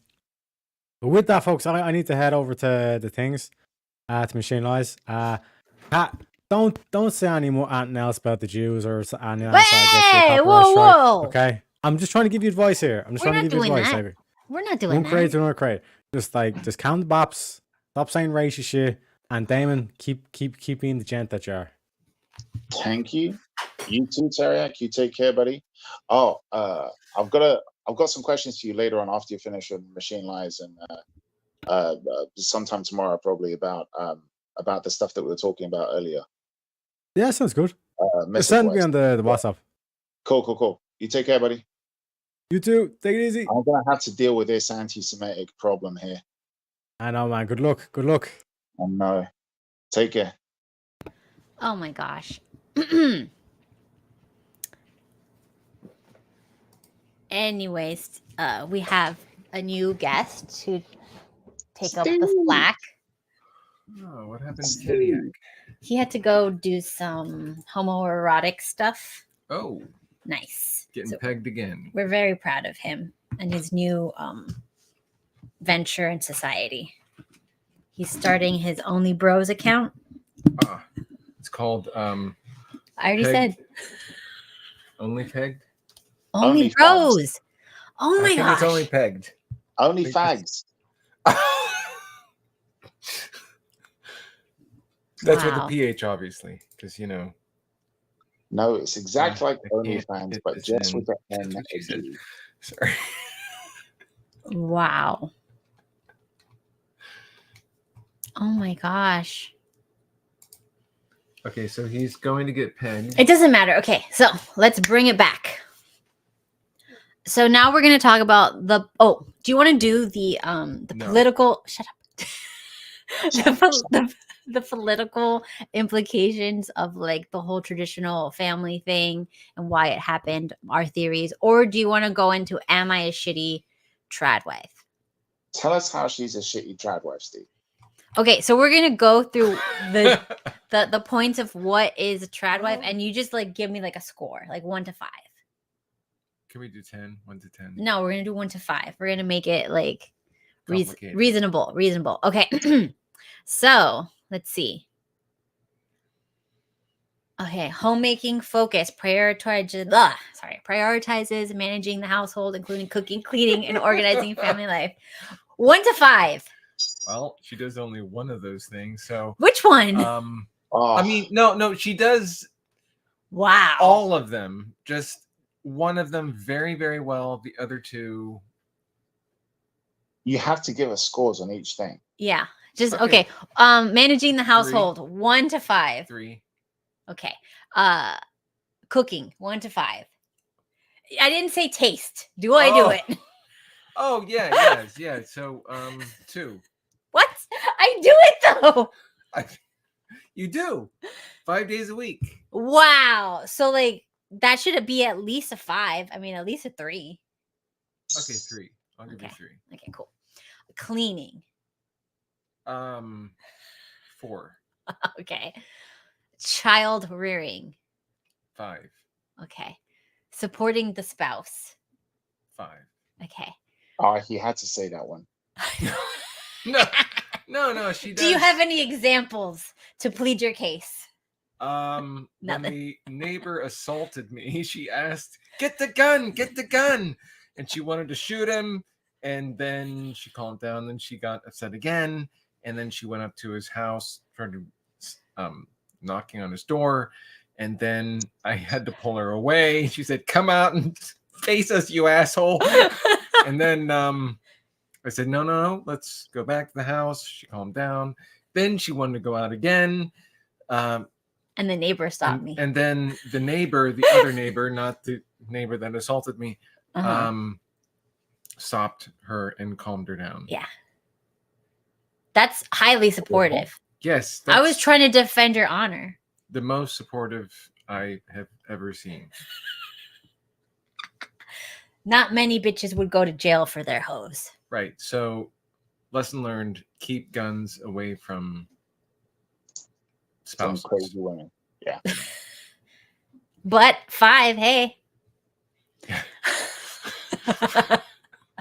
Okay, traditional gender roles. Do I adhere to traditional gender roles? What? Primary breadwinner versus homemaker. Do we do that? Yeah. How many times do I go out there and None. Okay, so what is it? 0. Okay, so it's 0 to 5. How 5. much? You Okay. did 5. Okay, there we go. Thank You're you. a big fat 5, Cat. 5 top. You never make any money and bring money home. Absolutely. Like She if spends it. staying at home and making no money was a grade, you'd be A star. Like Yeah, Oh my God. making and spending it. I mean, that's That's a traditional female job to go buy shit. yes. There you go. Conservative traditional values on marriage, family. We did that one. Okay. Modest dress. Well, I mean, if I went through all the dresses you've worn before, and I 0. would say like a 0. 2. A 2. No, like you've not shown cleavage before. It's happened a few times. Yeah, but most of the time, like I'm all out. Yeah, well, but I mean, I'm proud of it. So Okay, so explain how you don't care about that, like, and why. Oh, okay. Yeah. So I feel better about myself. The bigger my boobs are, No, the more attention that my boobs get. that her boobs and butt and everything else gets. It's not just the boobs. It's like it's more than that. The whole package. And if they're staring, that's good. You know, I have her. He or she does not. And specify that's on she or she. Yeah, he or she. It doesn't, or it, or whatever they, they want. them, They, them, whatever their. it is. maybe. Whatever imaginary constructs, yeah. Right, yeah. There you go. So let's just give it a 0. I don't dress modestly. I'm not full trash. No, you're not. Oh, you're not like Miami Beach trash. Okay. No. Which you like to look at. Looking is versus like, hey, this is the one that I bagged today. Yeah. Bag over my head. I'm not gonna know. Like, if they're seeing absolutely everything, no, looks so like that makes me look trashy. Yeah, as long as there's like a patch, like nipple patches and crotch patches. No, you can't go out with just pasties. So like a thong. No. They can see the What's thong. the line? What's the line? Yoga pants. Yoga pants are okay. That butt lifting. The butt lifting ones we like. Yeah. Okay. Yes. And I mean, you could do a sundress or skirt. The really short ones that blow up in the wind. No, not like blow up in the wind's fine, but not like the butt cheek ones. The mini skirts, with the half cheek showing on the bottom. Yeah, okay, that's the limit. It needs to be right under the cheek. If there's any cheek showing, just under the cheek. But is it like shows cheek when you bend over or just walk? Okay, so let's go back to Taiwan.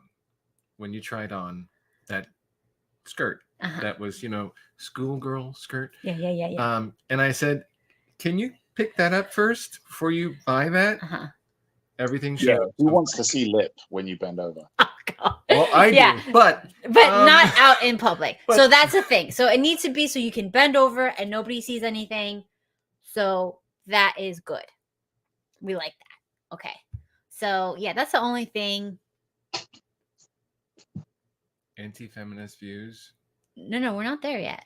Religious or cultural beliefs around traditional family structures. I have 5? Yeah. Okay, there we go. Domestic skills, cooking. Can we go back to that one before? No. Which one? No, I think it's important. So, which one? Religious and cultural beliefs. Yeah, you don't have any, so you don't really care. I'm multicultural. Excuse me.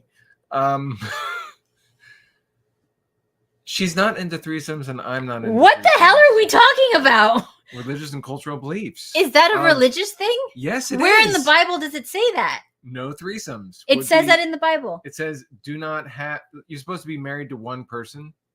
If someone else comes in as a throuple, I'm sorry, that's against it.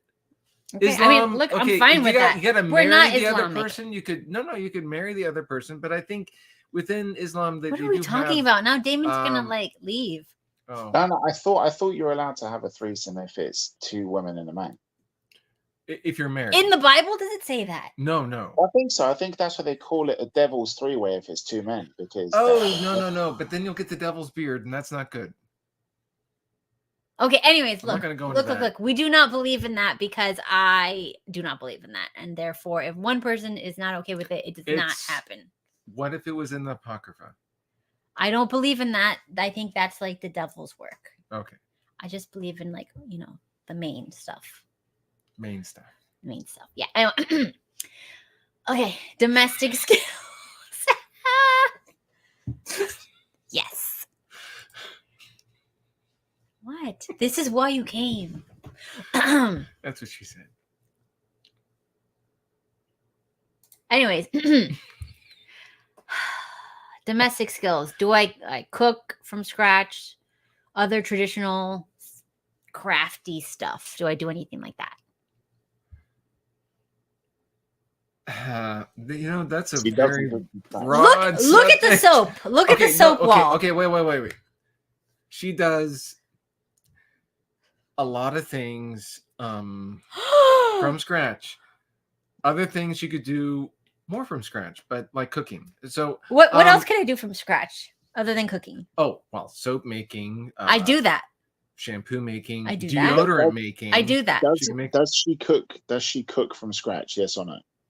She'll scratch. She won't cook. What did I did? When did I use a box? Pasta. The pasta comes in a box. You have to make the pasta. I have to make the pasta from scratch? If it's from scratch, pasta made from scratch. Oh, damn.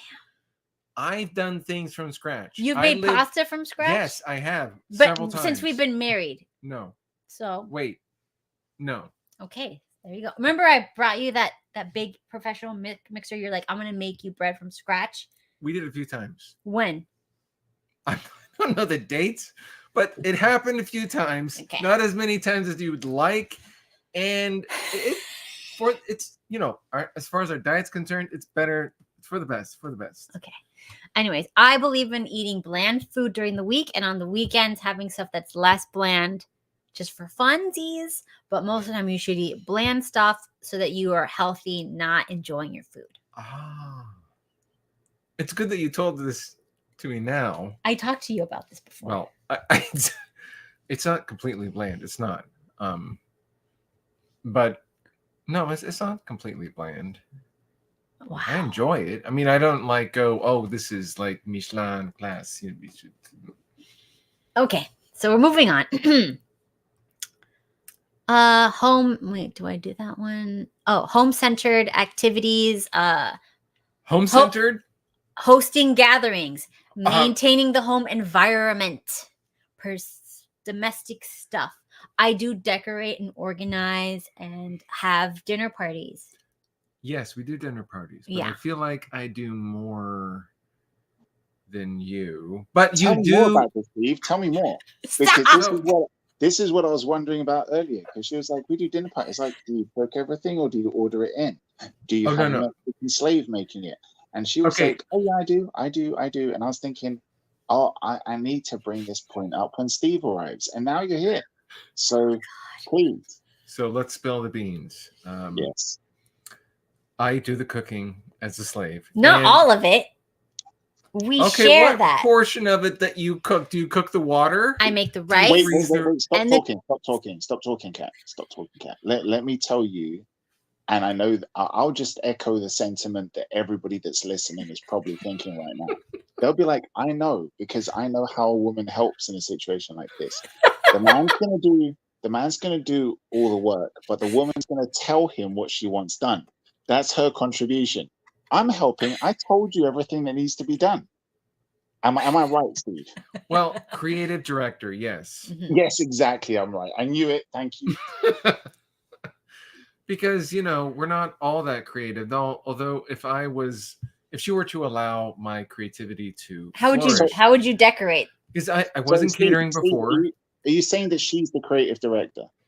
Oh, definitely, yes. See, thank you. Kat, do you remember what we were talking about earlier? And I said what the creative types were? The lazy ones. That don't contribute and that don't do anything. Oh, God. I did contribute. I set it up. And I decided how it would look.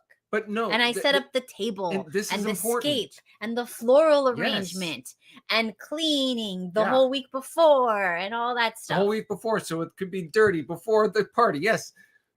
No, but she's right. Like, I have to admit. It's teamwork. If I would not have, there was a few parties that she did that I would not have thought to even do what she wanted to do. What are you saying? Marie Antoinette.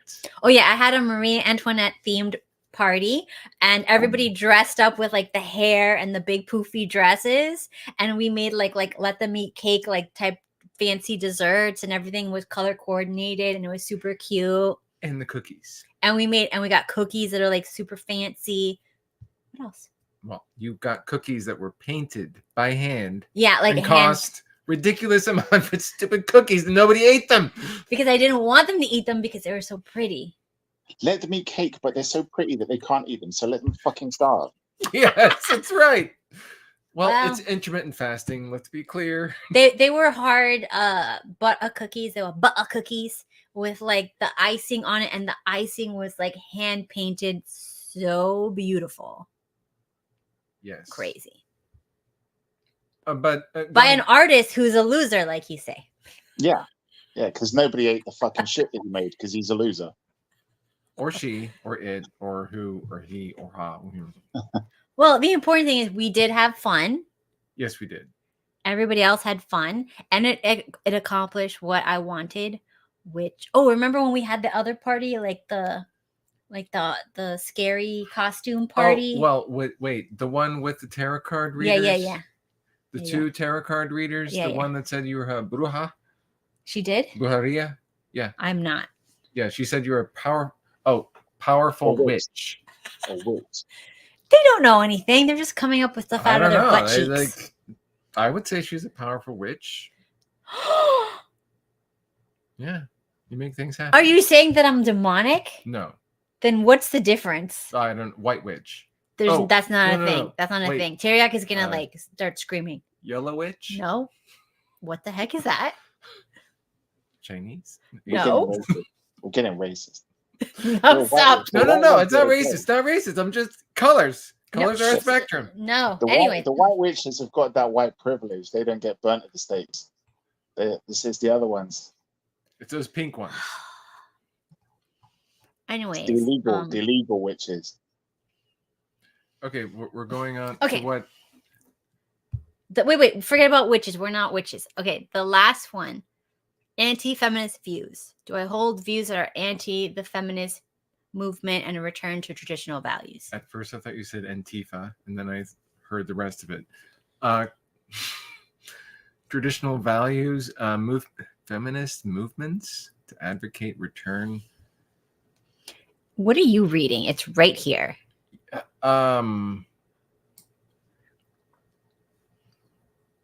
You would be anti-feminist. Yeah. Because feminists would be like, you're gonna go to work and And then I would come home and then I would peg you if I was a feminist. After making lots of money. And I'd say, take it. Thank God that doesn't happen. So no, that'd be like a 5. I guess anti-feminist views to be a 5. Yeah. All right. See, this is what I like. See, like I got almost all 5s, Damon. Except the volume of your voice usually. What does that have to do with anything? Come down a little bit. Which one? So the louder you are, the more feminist you are? Less. You need to shut up is what he's saying. Yeah. Wow. So you'd have to like lower the volume. But it's your background, so that's a cultural thing, and I understand that. That's fine. He just called me a loud spick. Based. Did anyone hear me say loud spick? You just said it, so we got that. I didn't say that. You just said it, so we heard it. It's done. What? Well.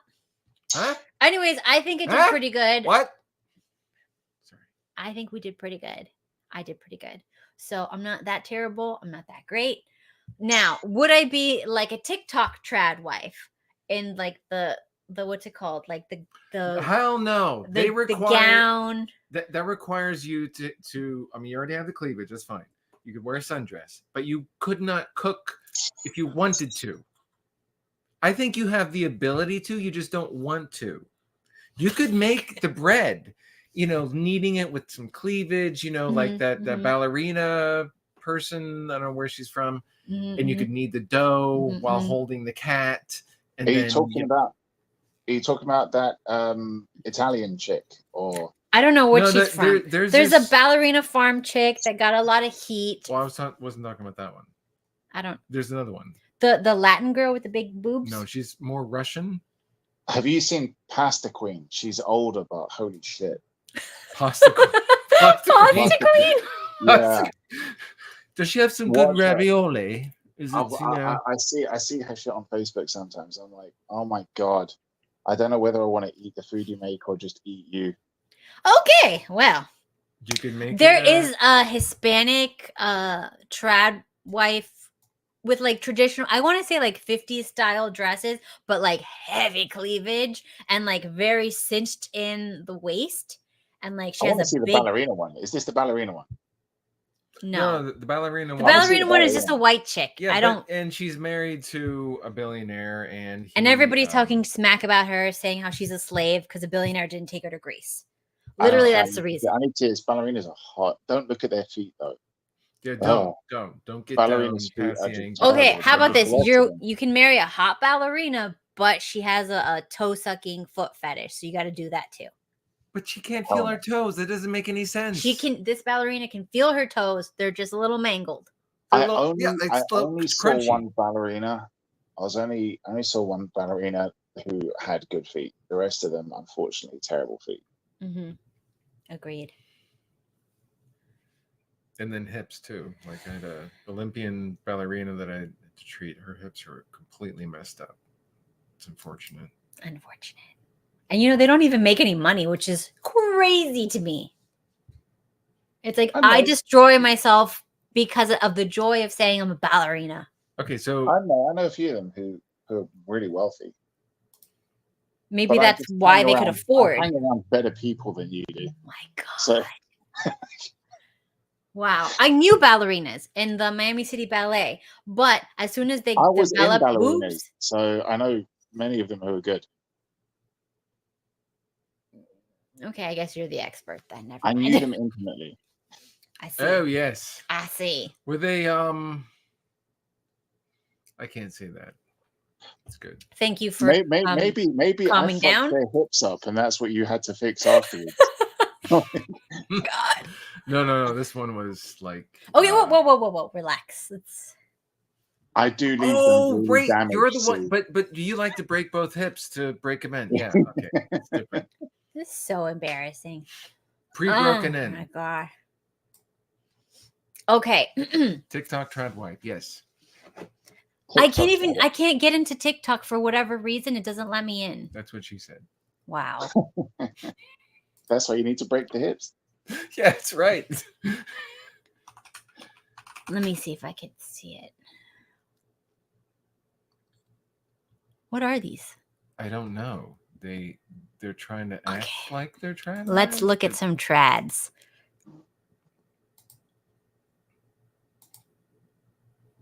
Okay, so these are, I'm not going to play the sounds and stuff because I don't need any copyright things because you don't care what they have to say anyways. Let's be real. But you can look at them. This one that's moving right now, it's Etsy. Her name is Etsy or something like that. Anyway, she's a fake trad wife. Willia. She first tried to be a fitness influencer. That didn't work. And then she tried to be like another type of influencer. That didn't work. And then she started cosplaying like a traditional wife. And that worked. So you're seeing all this from her name. Which, I'm telling you. Okay. I don't know who this one is, but like I like how she really went insane. It's like these girls just watched Stepford Wives and then thought, I'll just copy that. I mean... You know the Stepford Wives, right? Yeah, of course. I've seen the movie. Okay. I mean, what is this? They're making fun of trads here. This is another one making trad. Now it's like very like chic to make fun of trads. Oh, and the thing is I bet that if you watch the comments, there'll be people like, that's actually kind of hot. That's actually kind of cool. And then they'll be like, no, you're not supposed to like this. Okay. I don't even want to look at it. Okay. Look at this one that I'm hovered over. When I let go of it, I feel like this is the type of woman that is making fun of trad wives. This is exactly who you would imagine is making fun of trad wives. Do you see this person able to ever be in the position where they can be a trad wife? She could have been in the position, but was suffocated. So she wouldn't be able to get out of any position she got into. So then she makes fun of this pretty one, and this troll wants to also make fun of some more, and they're just like, look, and this one, like, look at this. This is Ballerina Farms, right? This is all the stuff she does. She never said she's a trad. She's just like, I live on a homestead and I have like a bunch of kids. That's all she said. And I'm married to a bajillionaire who works in the farm, who works on cattle ranches and stuff like that. Yeah, he works hard. He's not your average billionaire. Yeah, and he's like, fine. Even millionaire, doesn't matter. What? Yeah. Anyways, because of this picture right here where she's kind of slumped, like tired, whatever, they blew up this picture, put it on all over the place and said, this is an abused wife. Because she's kind of tired holding her child. Well, do you remember when you told me a few weeks back where you said how you have friends, like when you said something like, should girls be friends with girls? I think that was the video that we did. And you're like, Yeah. oh, I see girls who are like in great relationships. They had a great guy, and then another girl would come along and be like, he's bad for you. You shouldn't be with him. It's like, this is what it is. This is what's Oh, going yeah. on. They're like, she's got a great situation. She seems to have a great life. Rich guy, he contributes, he works hard, she works hard, she's a trad wife. And then all Yeah. these people are like, you're being abused. You should get out of that. Why? Because you're fucking jealous. Because That's they why. can't. They don't have anyone. Exactly. Nobody wants to have like spawns with them. Spawns. And look at her. She's so miserable. Look at this miserable couple right over here. Misery. Anyways, can I just go to one? No, I never want to like listen to me. Anyways, and this chick, she's just like married. She's a model. Her husband's a model. They got married. They had kids. And she just like puts her like morning routine and cooking food and blah, blah, blah. And they just make fun of her. They just trash her. She's like friggin'. It's just haters. That's all it is. Yeah. And then these failure wives go on like, oh, I was abused. I was abused. And of course, the algorithm looked like 1.8 million because she's complaining about how she was abused. Look at what you look like. Look at how you decide to dress when you go in public to talk about shit. You air out your dirty laundry and you just seem to be complaining non-fucking stop. Maybe you deserved to get abused. Sorry. Seriously, because like, what about your kids? You want to like go on the internet, 1.8 million people see you complain day after day about the father of your children. That's not going to traumatize them. It could be that the abuse was what started it, and if they didn't have the abuse, it wouldn't have happened. Whatever. Let's say worst case scenario, everything she says is true. The fact that she wants to get fame and notoriety by like throwing her kids' future under the bus and throwing their like visions of their father, which will ruin them throughout their whole lives. She's got to get something out of it. No. At least she should get, I mean, it's happened. Look. I know lots of people who were in bad marriages and they should have gotten divorced and they did get a divorce, but they knew we do not talk about this because we do not want the kids to think ill of their own blood. That's your father, or in some cases, that's your mother. We don't want, because kids do not get over that. Like when women or men tell like, oh, your mother cheated on me, or your father cheated on me, or this happened, or they did this, they're an evil person. It's like you see it and there's like a lot of contempt in the victim, whatever. And that contempt can go towards the children. That's what I see.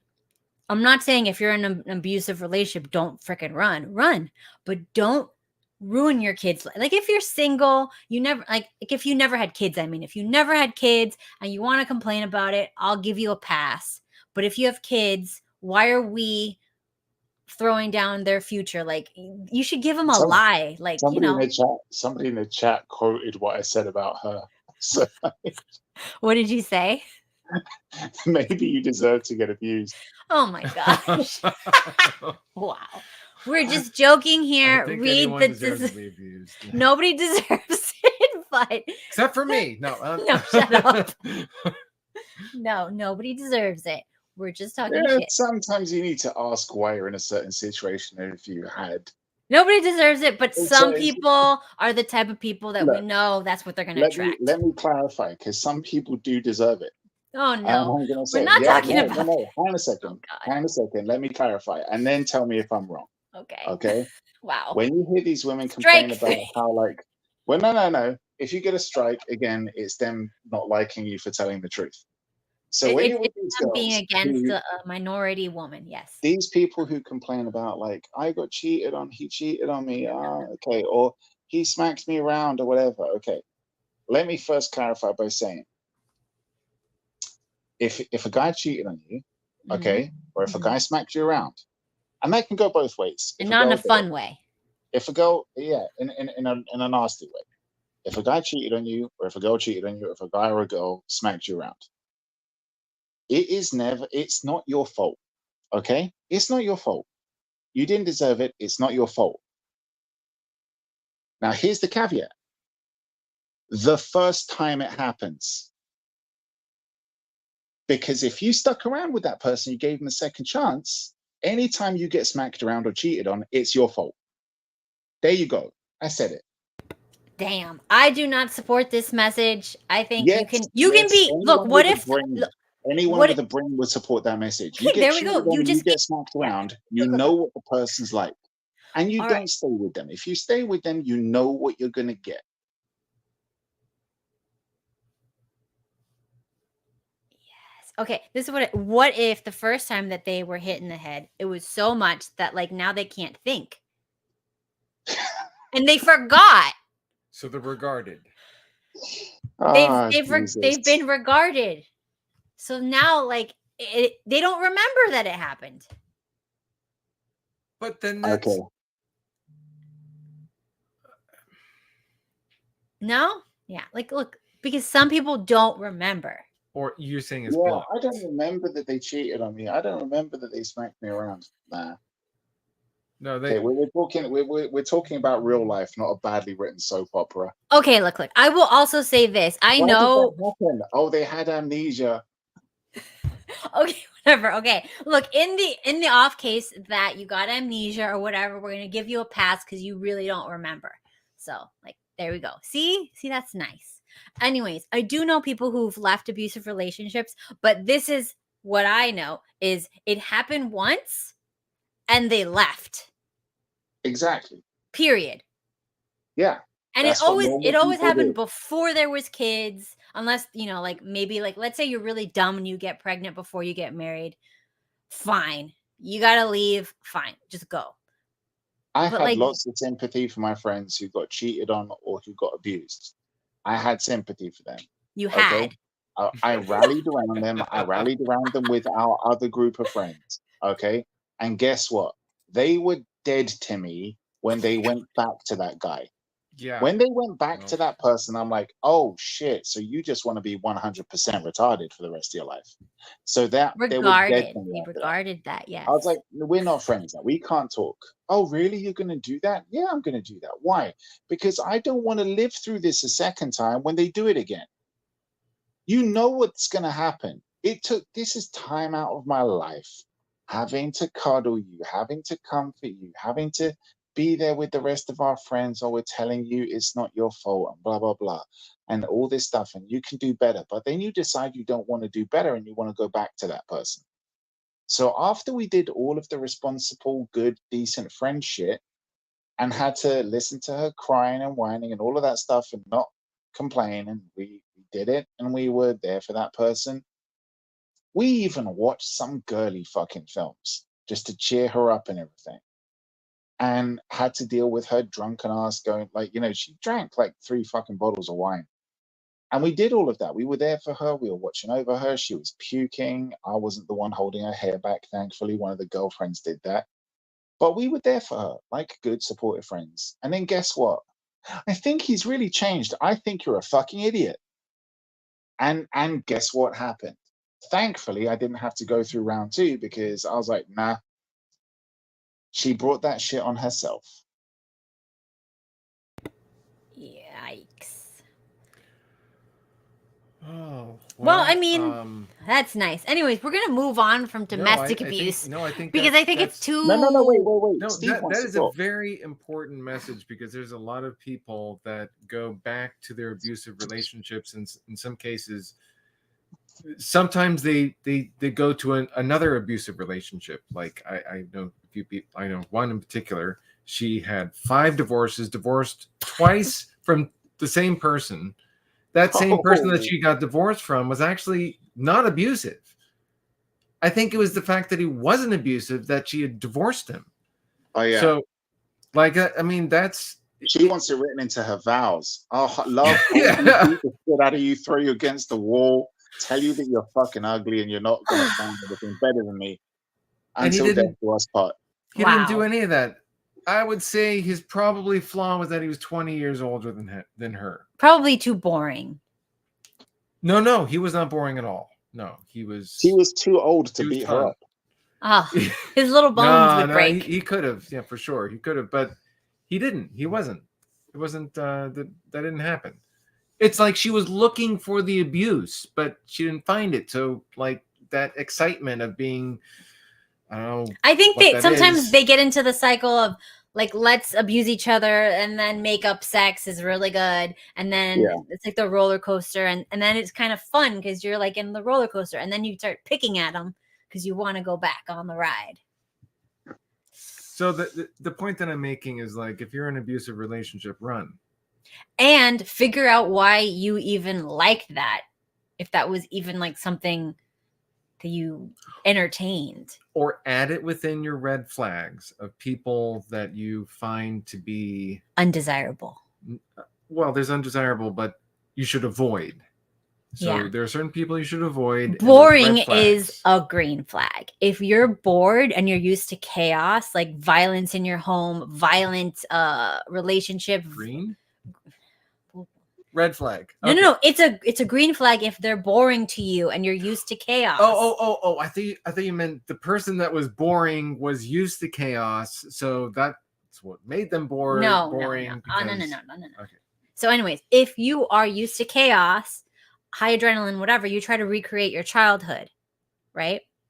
That's what we're all conditioned to do. So, if our childhood is very chaotic, high cortisol, whatever, we try to get those chemicals again flowing because that's what makes us feel normal and safe. And that's our baseline now. So then you go out into the world and you try to create that, and you're not interested in anyone who doesn't help you create those chemicals, which is the part that nobody wants to talk about because it's not victim blaming. It's you're used to and addicted to this chemical. So technically you're not a victim, you're an addict. No. I think we look.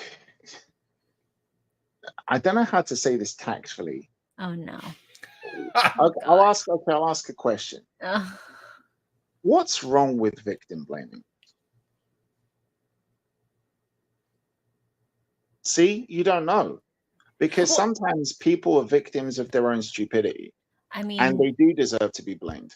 Okay, for example, my ex that thought it was a good idea to just go all in on music with very little talent and then have no plan B and is now like almost like homeless practically and in massive amounts of debt and on lots of antidepressants. Like that, I don't want to say like it's your fault, but I do want to say like... Wait. Don't say what you want to say. Okay. Let me give you some advice. Okay. Right? Find this guy. You want to call? And don't say this was your fault, right?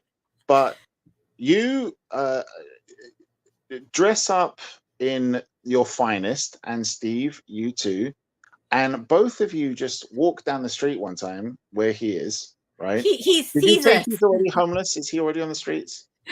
I mean, or is he practically. nearly there? No, Okay, nearly there. Nearly. Just walk past him, right? And just point at him and go to Steve, like, but say it loud enough for him to hear. Oh, I know that guy from somewhere. And then Steve can just pull you along and go, don't get too close to him. And just like walk away. And just go about like just looking good and walking past him. That's what you should do. Just do that. In your red shoes. Ah, yes. I need to get red shoes. But that's what you do. You just rub shit in your face. Wow. So should I also do that to my single friends? Oh. It depends on what they did to you. Okay, if they said, oh, like a lot of them said that Steven was like a serial killer, that he's gonna, like, he looks like an abuser. Remember they said that? Yes. Was there one of them that hit on me later? Yeah. Was she that same? She hit on you after thinking that you were a serial killer. Yeah, her foot was up my crotch. Yeah. While it was that girl. She was next to me at a restaurant. It was the foot masturbating girl. Yes. She was the one who thought she was a serial killer. Well, like warned against me because you got to be careful for this type. Do you know what I would do? But this is just because I take shit really far, prank wise. What I would do, right, if I was in your shoes, is I'd invite her over to the next house party you do, the next Marie Antoinette shit, whatever it is. Invite her along, right? Invite her along, and just let her flirt with Steve. Just let her do it, right? But just keep bringing the drinks out to the guests. Just keep bringing all the drinks out. and let the guests kind of like stay over for the night. When everybody's kind of like passed out, sleeping, whatever, What? pretend not to notice, pretend to be asleep, Kat. Let her flirt with Steve, whatever. And then it will happen because the way Steve and you described her, she sounded like a massive whore. So when she's like, let's go off to the bedroom or whatever, Steve, go off to the bedroom with her, right? Let her do it. And just like, yeah, she sounds like a freak, dude. She foot fucked you in the middle of like a restaurant. So just take it to the bedroom, right? And just be like, hey, like, you know, take control. Don't let her take control. Put it down. I'm sure Kat's a bit wild. I bet she's got handcuffs. Handcuff her to the bed, tie her down, right? And go off and just be like, I'll be right back, right? And then come back and then just have some black gloves on and break out a butcher's knife. And What just, the heck? yeah. And just make her think like, just be like, yeah. No. Killer. Oh, wait. Let's add to the story. Okay, so before I bring out No, the black knives and the this butcher is- knife, I start putting plastic on the walls and on the floor. And I just run it up, and then I Turn it get some into a body kill bag. room, yeah. I get a body bag out, and I lay it on their table. Yeah. I do Then I want get the knife out.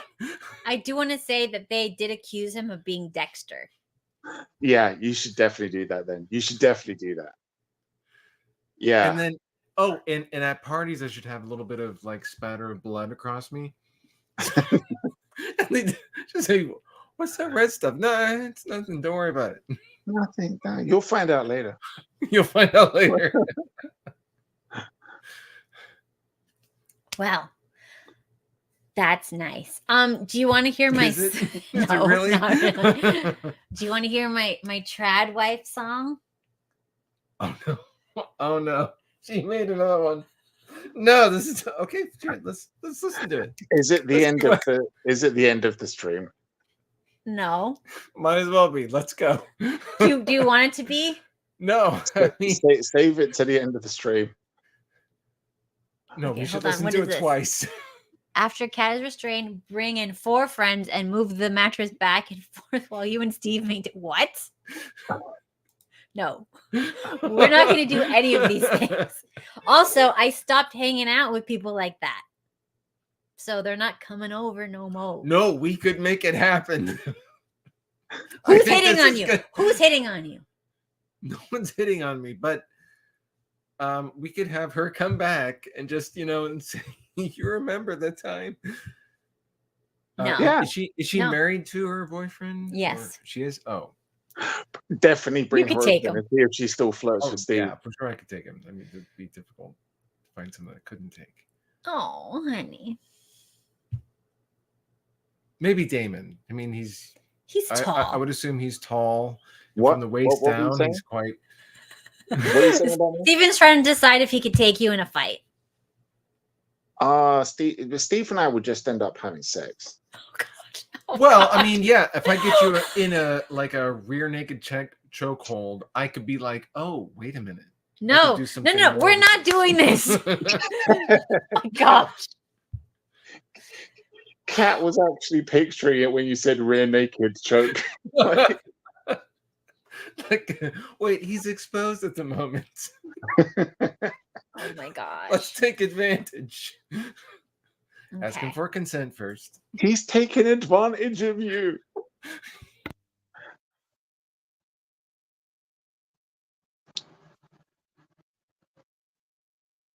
Hold on, I have to find it. It's gonna be good. We're gonna make this work. Don't worry.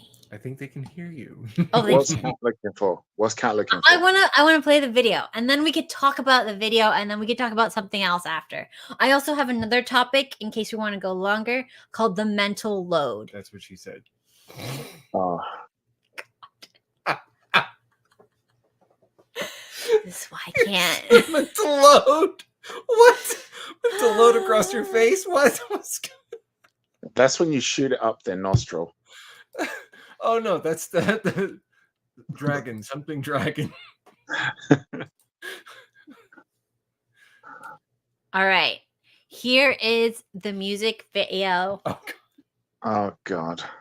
This is hilarious, you guys. It's I've not seen this. Okay, so It's hilarious. I made it look. Okay, first of all, preface this with this is for all the people who made fun of me, calling me a trad wife and all that stuff. Like, I am like completely trying to destroy them, right?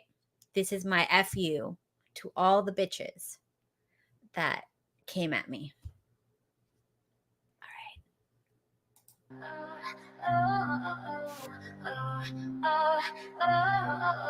They say you're just a trad wife, you just wasted your whole life. A house slave, housemaid, used, abused, sad and unpaid victim, just a victim.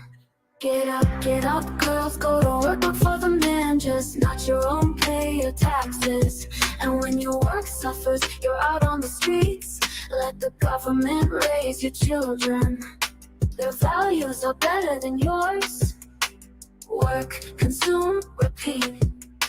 Be good little girls, be good little sheep. All the girls say, but he's gonna leave you when you get old.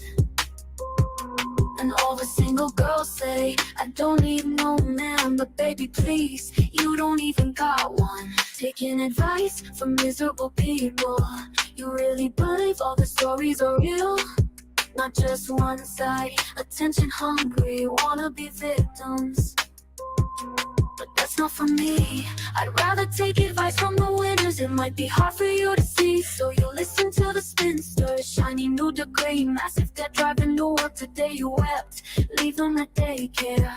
Another one on the news, pretending not to care. That won't be you, you say. You hope you push it out of your mind, because there's no time. Your boss has more for you to do and sign. Get up, girls, go to work for the man, just not your own pay, your taxes. And when your work suffers, you're out on the streets. Let the government raise your children. Their values are better than yours. Work, consume, repeat. Be good little girls, little sheep. But I don't wanna be a trad wife. I wanna only see my children when I'm tired at night. It'll be alright. They told me kids are resilient. Be good little sheep. Be good little sheep. Leave them with me. The government will give you some more money. Your husband doesn't love you as much as we do. We'll take better care of you when you're old. Oh wait, no we won't. Oh no, oh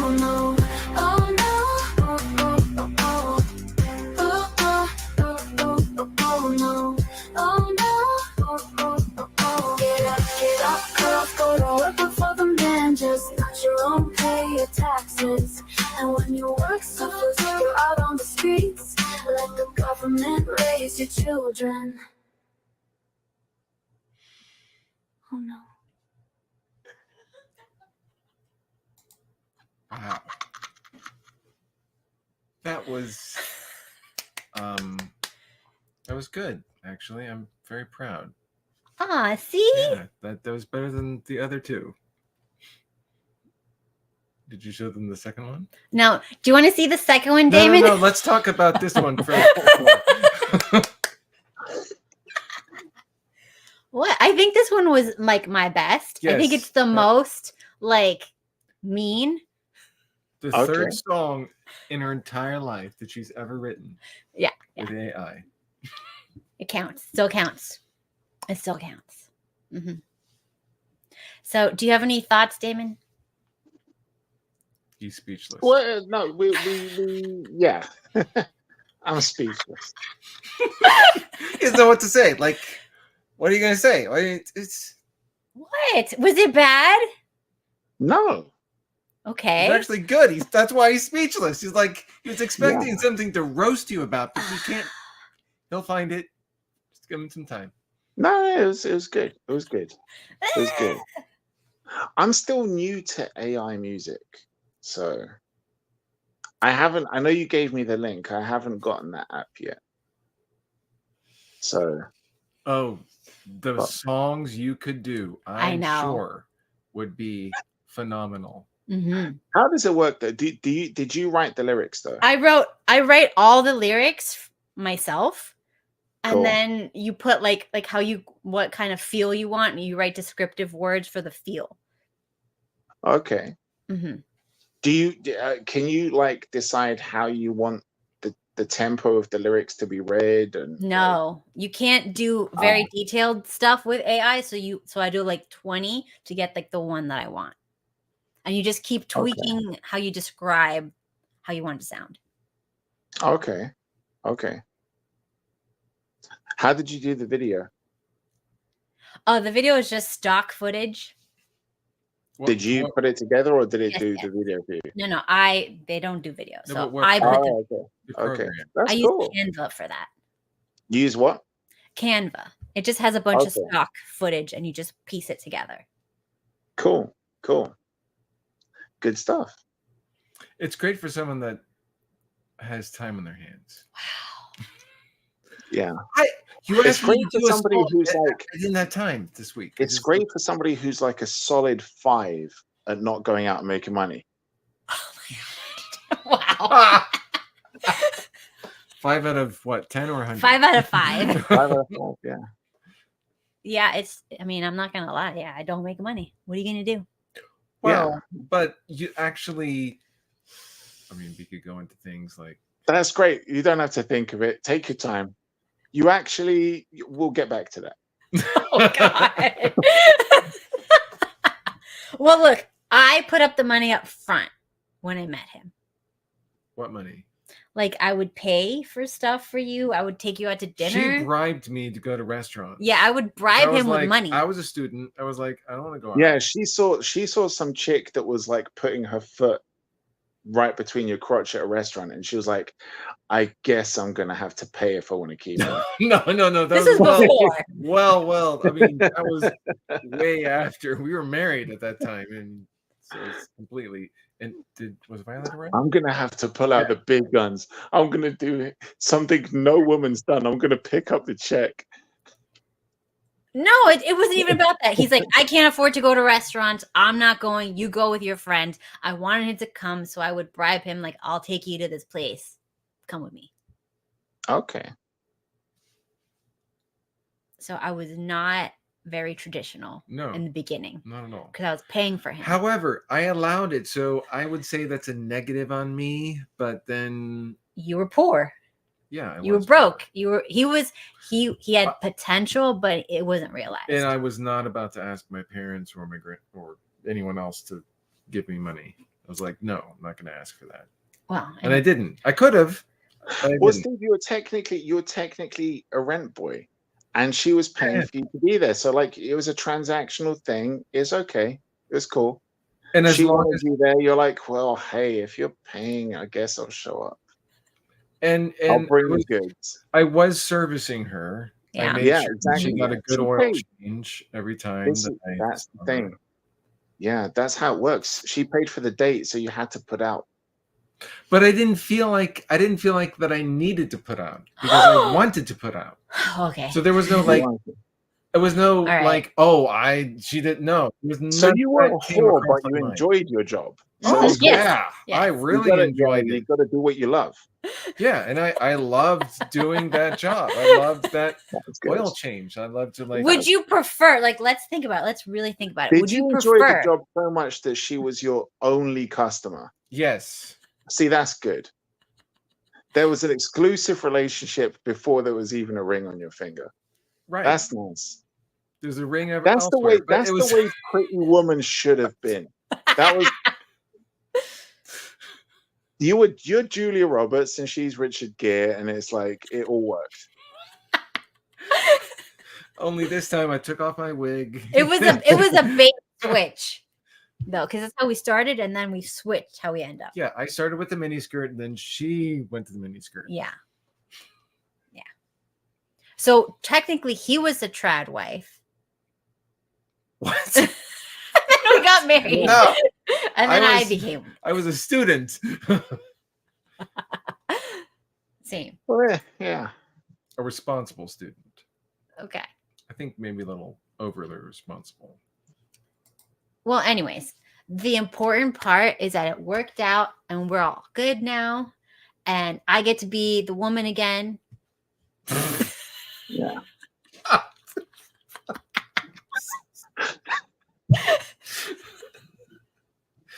It's like that was just one semantic. No, like, let's go look at the list again. Like, which of these were you doing when I was paying for you? No, it was on occasion.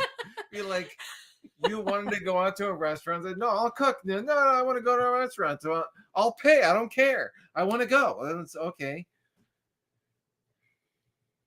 Did you? Wow. Anyways, but did you dress modestly while I was paying for you so that you wouldn't attract attention outside? Attention. No, you get. I don't. What was I dressing like? A hooker. It wasn't short shorts for sure. Now you wear short shorts because I bought them. No, for there you. was. I was wearing Guess at the time. Yeah. I think. Yes, you were. Which were like tight fitting shirts.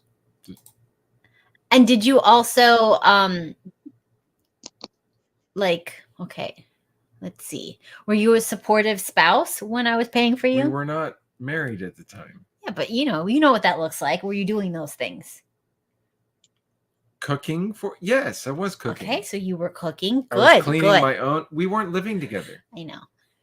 But like, okay. What about did you hold anti-feminist views that I was the man? No, my mother's pretty feminist, so she was like, yeah, I think I had. Oh, that's interesting. Views. That's interesting. So tell us, who pretty feminist? his mother was pretty feminist. So tell us what it's like to come from a feminist mother and now have an anti-feminist wife. I have to say that it's confusing because she wasn't completely feminist. She did not work. Although, a certain portion before I was born, she did work a little bit. And then she stopped working because she didn't need to work. Okay. And she raised her children and she cooked and she cleaned and she did a lot. So but she had certain feminist things like equality of women. But what did that mean? Is this a word? Women's voice in a marriage, things like that. Like you should listen to your wife. Yeah, you should listen. No, you have to listen to your wife. Not should, you have to. Well, I mean, is that really feminist? Yeah. I mean, if you marry someone, shouldn't you at least take them into consideration? No, if you're not feminist, you don't listen to your wife. If you're against feminism, you do not listen to women. Period. Like that's like you're the man of the house. Whatever you say goes, no matter whether it's stupid. Because and then she has to figure out a way of making you think. Did your mother specifically tell you that, or is that just what you've learned? No, this is what I've learned. Yes. No, she didn't say anything about it. I got the feeling that my mother was a closeted feminist. Okay. But she didn't quite act like one because of so she wanted both worlds. She's like, I'm a feminist. She wanted I want all the benefits of feminism and of being a TRADWIFE. So like she wanted to lead a church group, but she could not because women are not supposed to say anything in a church. And then she kind of somehow weaseled around those rules, and then that actually gave her more problems in her future. But she wanted to have a strong voice because she was a strong, not independent woman. She is a strong, dependent woman who needs her man. She is a strong woman. She's very strong. Like, yeah. Not Cuban strong, because that's loud. But this is just more silent German type. Wow. He's German. Anyways, did you want to show the second video? Damon, do you want to see the second video? I think we'll save that for next week. Oh, come on. I'm going to make 2 more next week. Oh, my God. Then you'll have a backlog. You don't want that. You don't want that. That's going to be like a 2-hour music festival. And it could be so much better than the second video she's ever made. The second song she's ever made in her entire life. You get to see it now. Yeah. Before she blows up and becomes, Gwen Stefani or ew, don't even. Pink. Ew, that's what's wrong with mean. Gwen Stefani? I like Gwen Stefani. Like, So you why know, did you I say grew up ooh? because I don't want to be anybody else. Other than Gwen Myself. Stefani? No, Oh. I want to be me. I don't want to be because I feel like because there's things about her that I don't like, so I don't want to curse myself to be like someone. I want to be me. Yes. Okay. Let's do the last one and then you could go, Damon.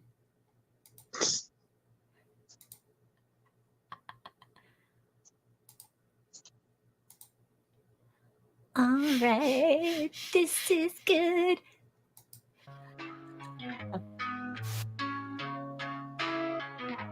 Logging on another day. Are we just scrolling our lives away? Comparison is the thief of joy. Oh look, another playboy that will never be you, that will never be me. Dead slaves. They want us miserable. They want us docile, uneducated masses. How propaganda, you better repeat the catchphrases, but you don't even know where it all comes from. Hey slaves, don't believe your eyes, suspend your reality. Don't follow the money, shut up. Don't think here, take your degree. You're so smart now, believe authority. Repeat, repeat, repeat, repeat. You're so smart now, you're so smart now. We'll reward you when you repeat.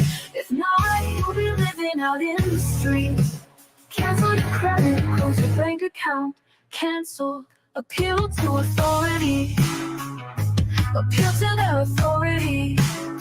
You are beneath them, it's a dumb clumb under their thumb. Hey slaves, here's a new history book. We told you the victor writes history, but you still believe what we say. It's too easy to sway you away from the truth. You're so smart now. Doesn't it seem strange we're all infighting? We told you the victor writes history, but you still believe what we say. It's too easy to sway you away from the truth. You're so smart now. Doesn't it seem strange we're all infighting? Men against women, women against men, right against the left. On and on again, it's too easy inciting our pointless fighting while they're out there delighting. We should be combining. Look out, they're pulling the strings on your favorite characters. It's on the unseen, let's see. Let's break the machine, don't take that anyway. We convene at dawn, we won't go down with Babylon. Time to fight the higher echelons. Hey slaves, doesn't it seem strange we're all infighting? On and on again, it's too easy inciting a pointless fighting while they're out there delighting. We convene at dawn, we'll all go down with Babylon. Time to fight the higher echelons. Hey slaves, there's more of us than them. This is a war we can win. Time to remind them again. That was good. Did you like it for Yes, reals? I liked the third one better, but yes. What third one? You like the TRADWIFE one Yes. better? Yeah, that one I feel like I got like the timing with like the stock videos were good. You didn't have just a random skull on a spike.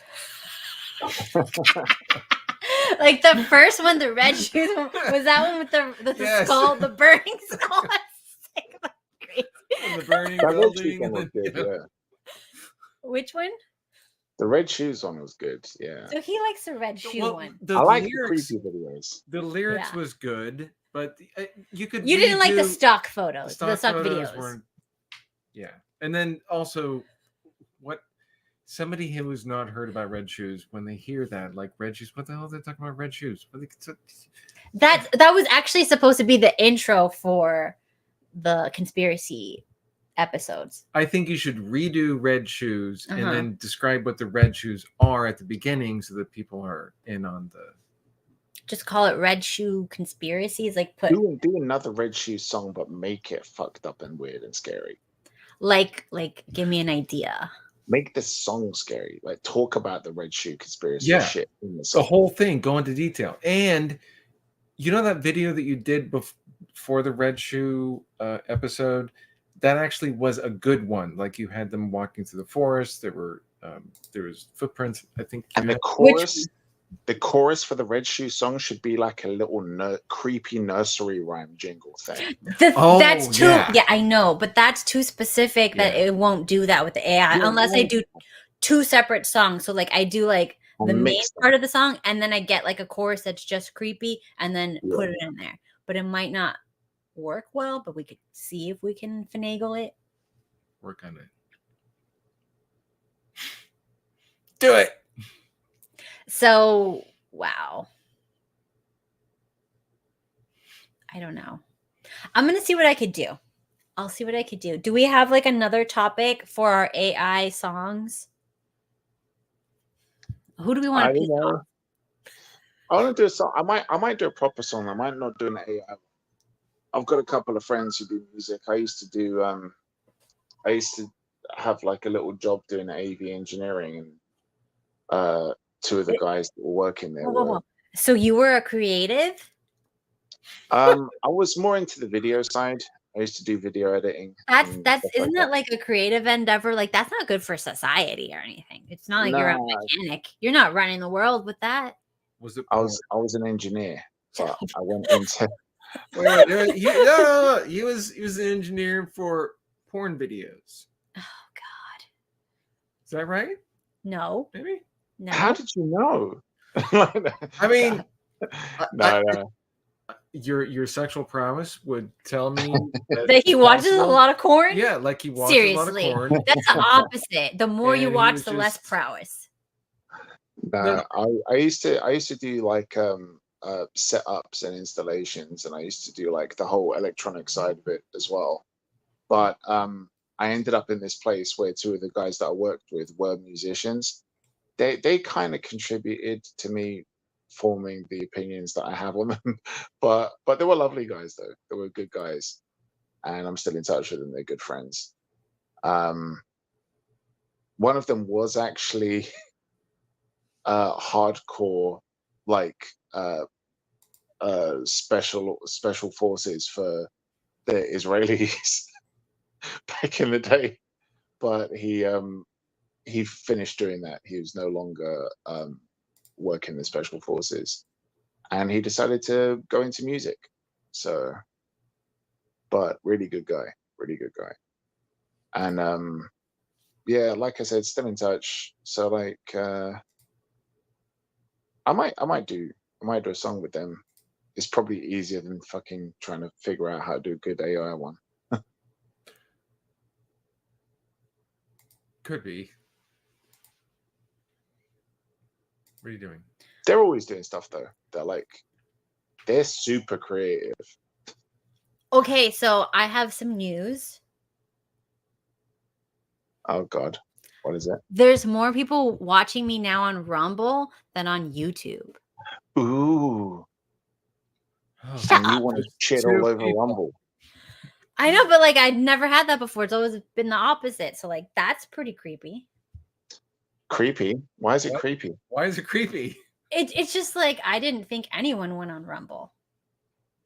Maybe like Rumble likes me. I don't. Oh, it's the opposite of YouTube. It's because you're telling the truth.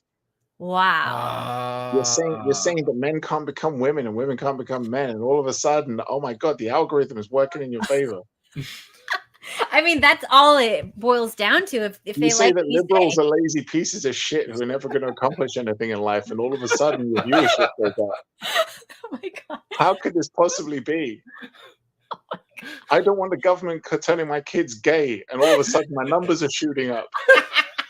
Nobody's watching me on YouTube anymore, but I'm getting viewers where it counts. Oh my gosh. The only thing that you don't make money on Rumble. But whatever, like we'll do something else. We're gonna have we're gonna have an AI contest. AI. Hang a second. A woman shutting a man up and standing in front of him, that's not gonna play well on Rumble. You just took a Know photo your of place, TRADWIFE. woman. Now 4. Know your No place. longer Don't 5, make it's no 4. sandwich. What are you doing? Shut up. Don't What say are you anything. talking about? You're not freaking Italian. You're German. No, Boston. I don't know what is that. Bill Burr. Oh, please. Anyways. Oh, Bill Burr. He was Yeah. good before he became a pussy. Yeah, he really did go hard on that, huh? That's what happens when you marry a woman who doesn't know that she needs to shut the fuck up. I feel Oh, like God. in his private life, he's more conservative, and in his public life, for his career, he pretends to be a little more. Yeah, I do think that he filters. 'Cause he- I didn't think he had a filter, but he does apparently. He have does a have a filter. huge filter. It's sad, you know. That's why we need to like destroy the powers that be powers over the media. The government should not be able to say any platform can censor anyone who's not doing anything illegal. Not, I don't like it.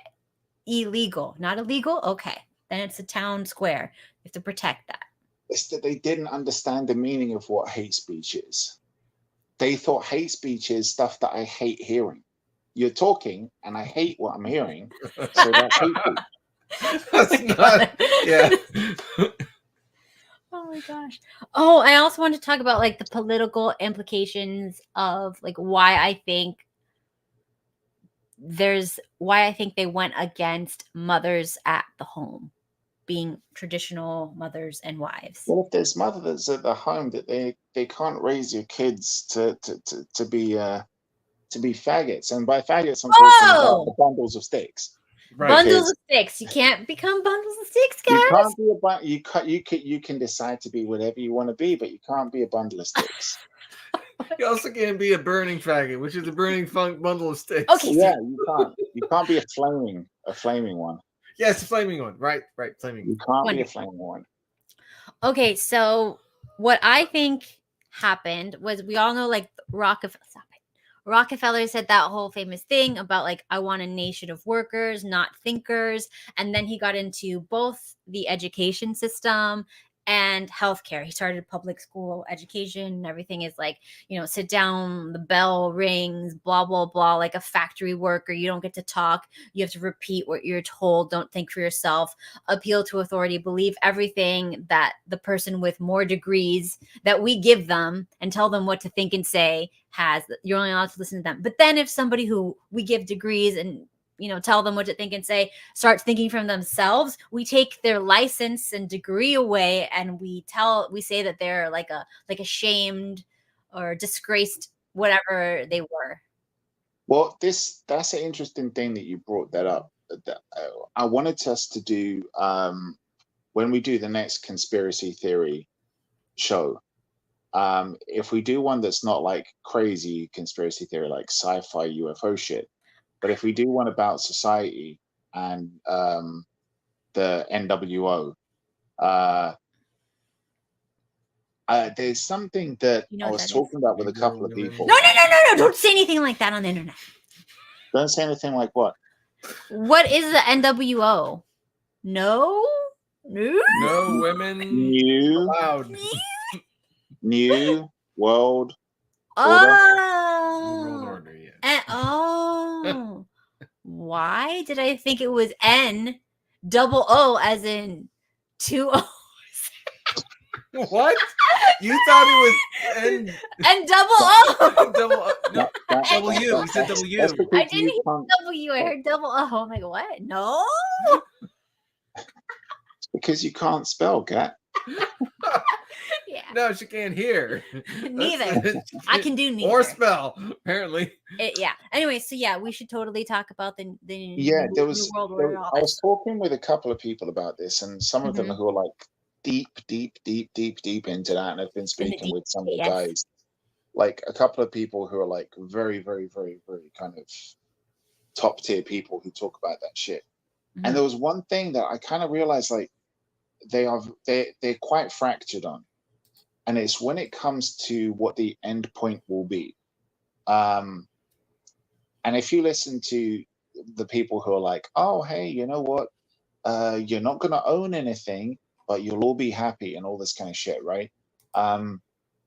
If you if you speak to the people who are talking about what those end goals are, many of them have a different idea of what's going to happen at the end, where we're going to be in society. How will we be there? Is it that we're going to just carry on exploding the population numbers, or are we going to crash the population numbers? Is there going to be like 2/3 of the population wiped out, or is it going to be that we don't have enough people, we need more? Because the people at the top, some of them are saying there's a population decline, it's dangerous, we need more people reproducing.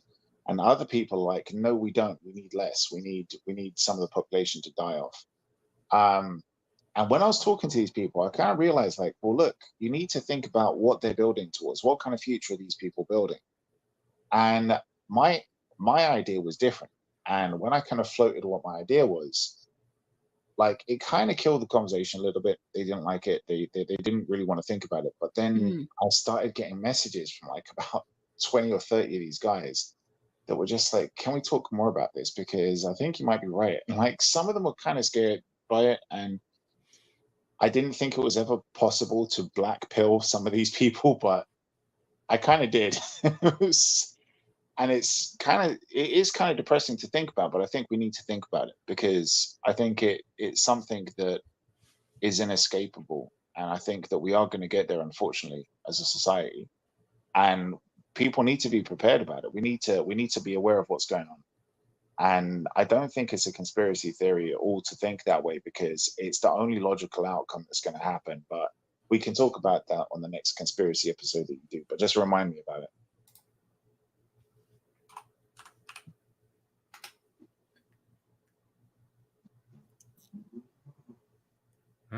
Why has Kat got a look on her face like she did something bad? She didn't do something bad. What did you do? Nothing. Anyways, so I was thinking we should do one on. You were thinking.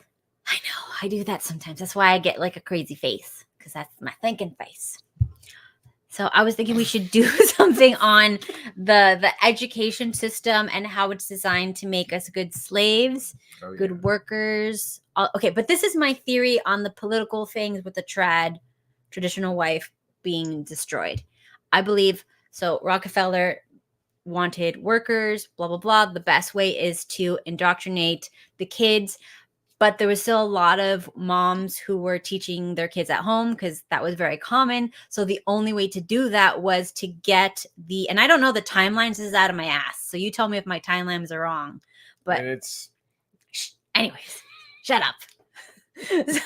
So anyways, so then I feel like, okay, he's like, there's too many moms homeschooling. We need to get the women out of the homes so that we can take all the children and indoctrinate all the children. So then they started a war. I don't know, World War I, II, whatever, those wars. And then they sent the men off to war. And then they're like, well, we need infrastructure, guys. You have no choice now. Come to work if you want like society to continue. And, you know, since the men couldn't do anything, so the women went to work. And then they started all the feminist propaganda bull crap while the women are working. And then they started saying, oh, your men are going to beat you. Of course, the men were at war being traumatized, you know, shell shock, and then returning shell shocked. So now a lot of the men are going to be abusive. So you're going to get a lot more abusive men because they're all brain damaged and shell shock. So now you have the cycle of abuse happening in great numbers. You have women able to work and like support themselves, so like they can go, I don't need no man. And then you have feminism growing, and then they're like, this is great. And then, you know, Rockefeller like gets greedy, and then he starts going into big pharma and starts feeding everybody the petroleum products as medicine, and starts going after traditional medicine to make everybody sick. And if you're sick, and if you've got fluoride in the water system, which is making everybody stupid and lower IQ, you're easier to control. And then you got all that happening, and everybody's sick, low IQ, no good family structures, a lot of family trauma and drama going on. And then you tell everybody you have to move to the cities. You got to move to cities, because in cities you can strike it out on your own, leave your family, even though you've had like, you know, family plots of land for generations. Everybody's buried on it, so you have to pay no taxes on it. And you can have generations building their own house in the same thing, and you get to raise the children together as a family group. like a large family group, raising the children together and helping each other out. If a financial problem happens on one side, you go to the other side and then back and forth. Hold on, what is he saying? Anyways, so That was a lot of information you just dumped on people. I know, but I feel like I'm onto something. Well, What makes the, you say that? the thing is that does kind of, you're looking at like, why are you conditioning a population to be a certain way? Right? Yeah. The bigger question that I've got is, if they achieve the goals that they want to achieve, right? What role will the population have? Slave. No, okay. Why? Why do you need slaves?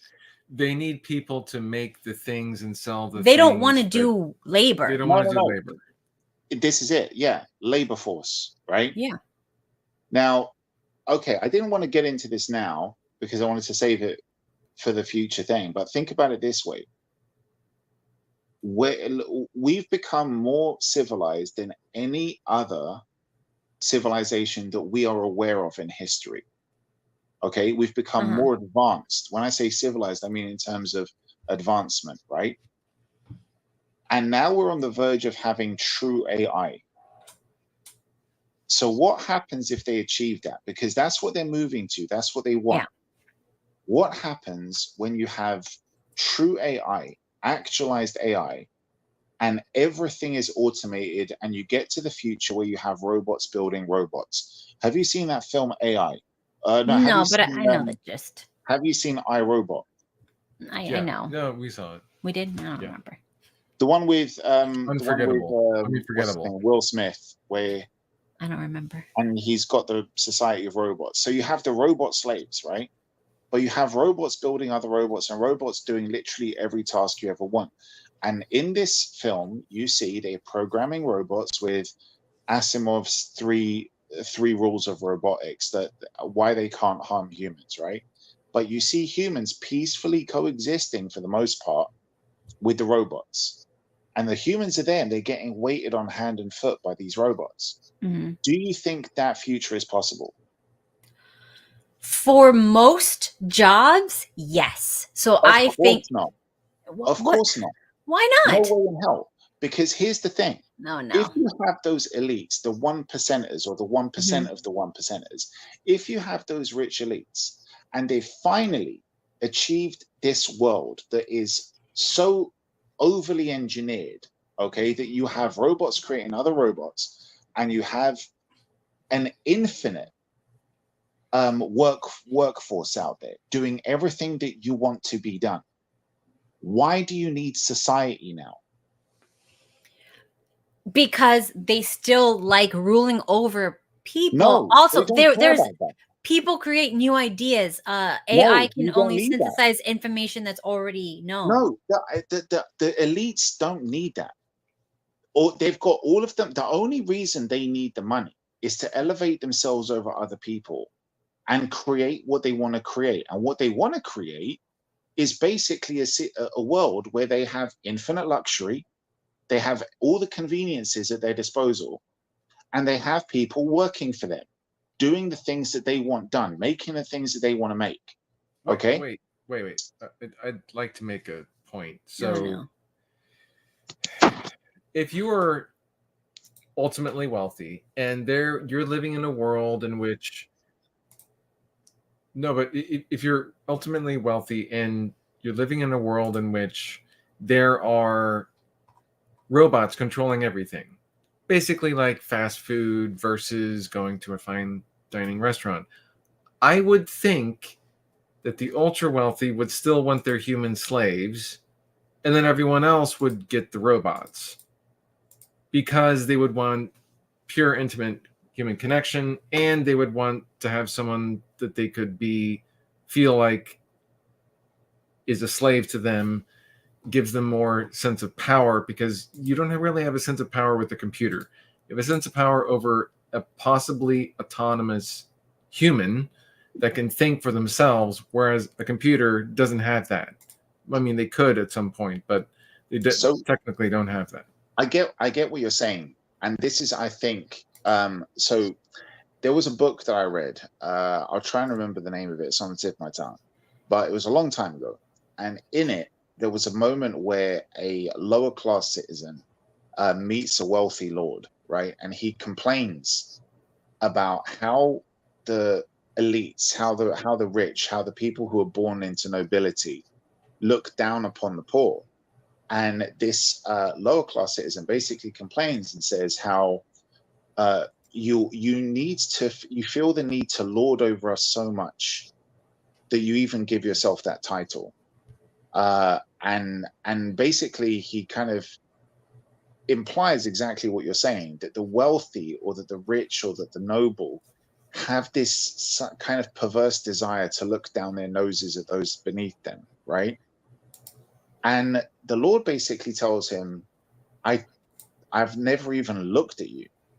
Like, you don't even bother me. I don't even feel the need to look down upon you. Like, it's only, it basically points out that thing that we see in society today when it comes to racism, right? Where you say, like, no, you're just looking for racism. You're such a victim that every problem that you see in life, you blame on racism. Whereas actually this was never racism. You just see it in all the places that you look. Now, I think that that's possibly the case here. You have the poorer people, you have the working class people, and they look at the elites and they think the elites need to exercise this power over us. They like having humans around that they can look down upon. I don't believe that's true. I do believe in what you said about the human intimacy. So in the future, when we have everything like a whole workforce of nothing but robots, right? And AI and robots building other robots, and every job that needs to be done can be done by this automated workforce. And you only have the elites there. When you have those elites, I believe that they're going to have the intimacy they need from other elites. I don't think that they are going to need the rest of society there just so that they can lord over them. I don't think they're going to need that. And if they ever do have that perverse need, sure, they might keep some around, but I do not think that they're going to keep entire towns or cities and these other populations around just for the sake of saying they're our entertainment. We like having these poor people around for our entertainment. No, I think that once you have that full AI and once you have that automated workforce, there is going to be no need for society. There's going to be no need for those other people. Why do you think they're building all those underground bunkers, dude? Like, I think there's going to come, a lot of people are like, we're not going to have a World War III. There's not going to be this, like, we're too civilized for that. I think that the moment they've got AI, the moment that they've got an infinite workforce that they need that's purely automated, I think they're going to get rid of people. They're not. Why keep them around? There's no point keeping all those people around. If you're one of the 1%ers, if you're at the top of the top of the top, and you have all of that wealth, and you've secured your place there, and you've got your 30-floor underground bunker where you can live for 100 years if you need to, you're going to go down there. You're going to be like, right, we don't need people anymore. We've got an automated workforce. People are a problem. We're just going to go into our bunkers, start World War III, or drop another COVID or whatever, and then come up from it later on when the people are gone. And you're going to just be able to have those robots and shit wait on you hand and foot, and you're going to be able to enjoy the fruits of your labor without people getting in the way. There's no need for people the only reason you need people is for slaves, like you said, workforce, that's it. When you've got robots doing those jobs, which is going to happen pretty soon, why fucking keep people around? There's no point. Okay, so I'm looking based upon what they're building now. And that's how I'm deciding whether or not they're keeping some people around. You have the Georgia Guidestones that said we want X amount of people. I forgot what it was. Very low number. A very low number. They're not all elites. Number. They're not all elites. Right? Dude, look at one. They're called 1%ers for a reason. Look at the global population and look at that number on the stone, and then tell me what 1% is. Oh. Okay. Then you also have they're building like they look like inescapable cities, like the Line in Dubai, where there's like a huge wall two wall of mirrors, and like all the people are contained inside. They cannot leave. Have you seen a film called The Island? No. Think have. about why Ewan they want to McGregor. keep people. They want to keep people around. The only reason you're going to keep people alive is for spare body parts. That's why. I can do Organs. that. Oh yeah, they need their kidneys, liver. Yeah. It's the only reason you're going to keep people around who aren't elites is spare parts.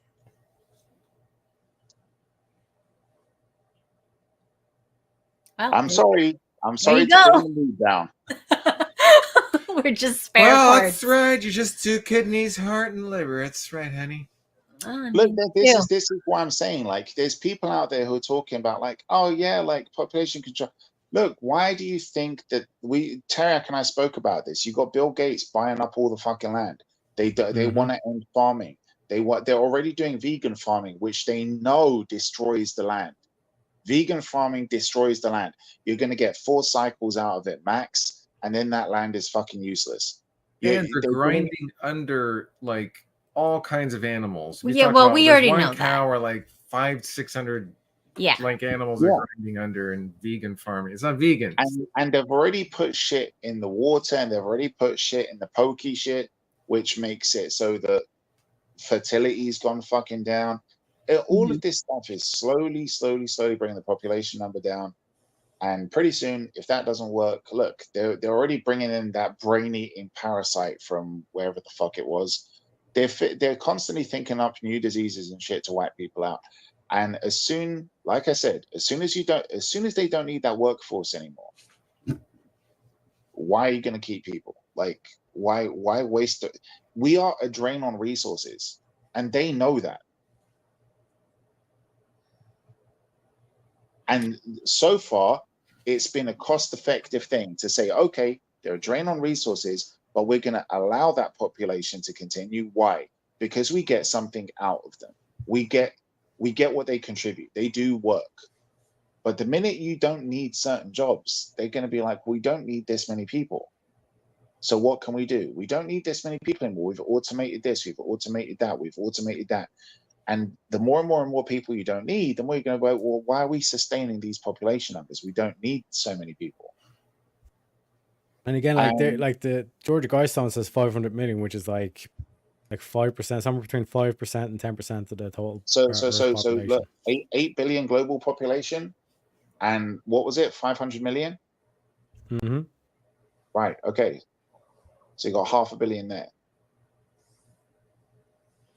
Did you see like the World Economic Forum years ago? They released like a tablet or something that said how many people were going to be at the end of 2030 in each country, and right. and one of them, like United States, was reduced by 90%. 90% reduction in population. And basically all the Western countries had a huge drop in population. The ones that had the least amount of drop in population were like, some Asian countries and some like really tiny countries where there's not much going on there. They're not afraid about publishing this stuff because they understand that we cannot stop. Don't pay attention to those numbers as well. People don't pay attention to numbers.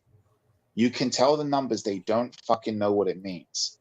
How do we know this? What's a perfect example of this? Okay, without naming names, we know that there's 2 religious groups that are at war at the moment. And we know that politically, one side is being protected and the other side is being thrown under the bus. But what we also know is that, let's say, God, how can I say this without getting us a strike? Let me think. Come on. I'm looking out for you, Kat. But okay, look, but like example, really try. I'm gonna need you to put on like 100. Are we allowed to say the G word that ends in side? No. What's a nice way of saying the G word that ends in side? Annihilation. Yeah. Annihilation.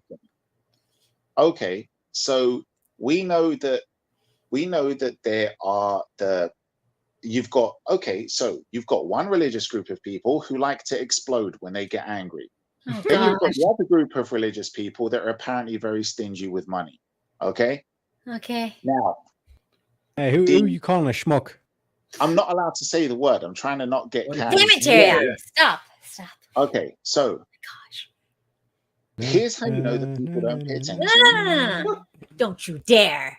Here's how you know that people don't pay attention to facts and figures when it comes to population numbers. The people who like to explode when they get angry have been accusing the people who are tight with money of annihilating them, okay? Practicing the G word that ends in side and saying that they've been doing it for 30 plus years, okay? Now, if that was the case, we would see in population numbers that the people who explode when they get angry, their population numbers will be going down, because you can't have that kind of annihilation happening to your people, but having your population numbers remain the same, okay? If somebody is constantly trying to wipe you out and they're doing it to that G word that ends in side level, okay, there would be none of you left after a while. But they claim that this has been going on for 30 years. But if you look at the population numbers, we see that over the past 30 years, their population numbers have been exploding. I shouldn't say exploding, because that's what they do when they get angry, but their population numbers have been skyrocketing, right? Cat I nearly got a spit take off Cat there.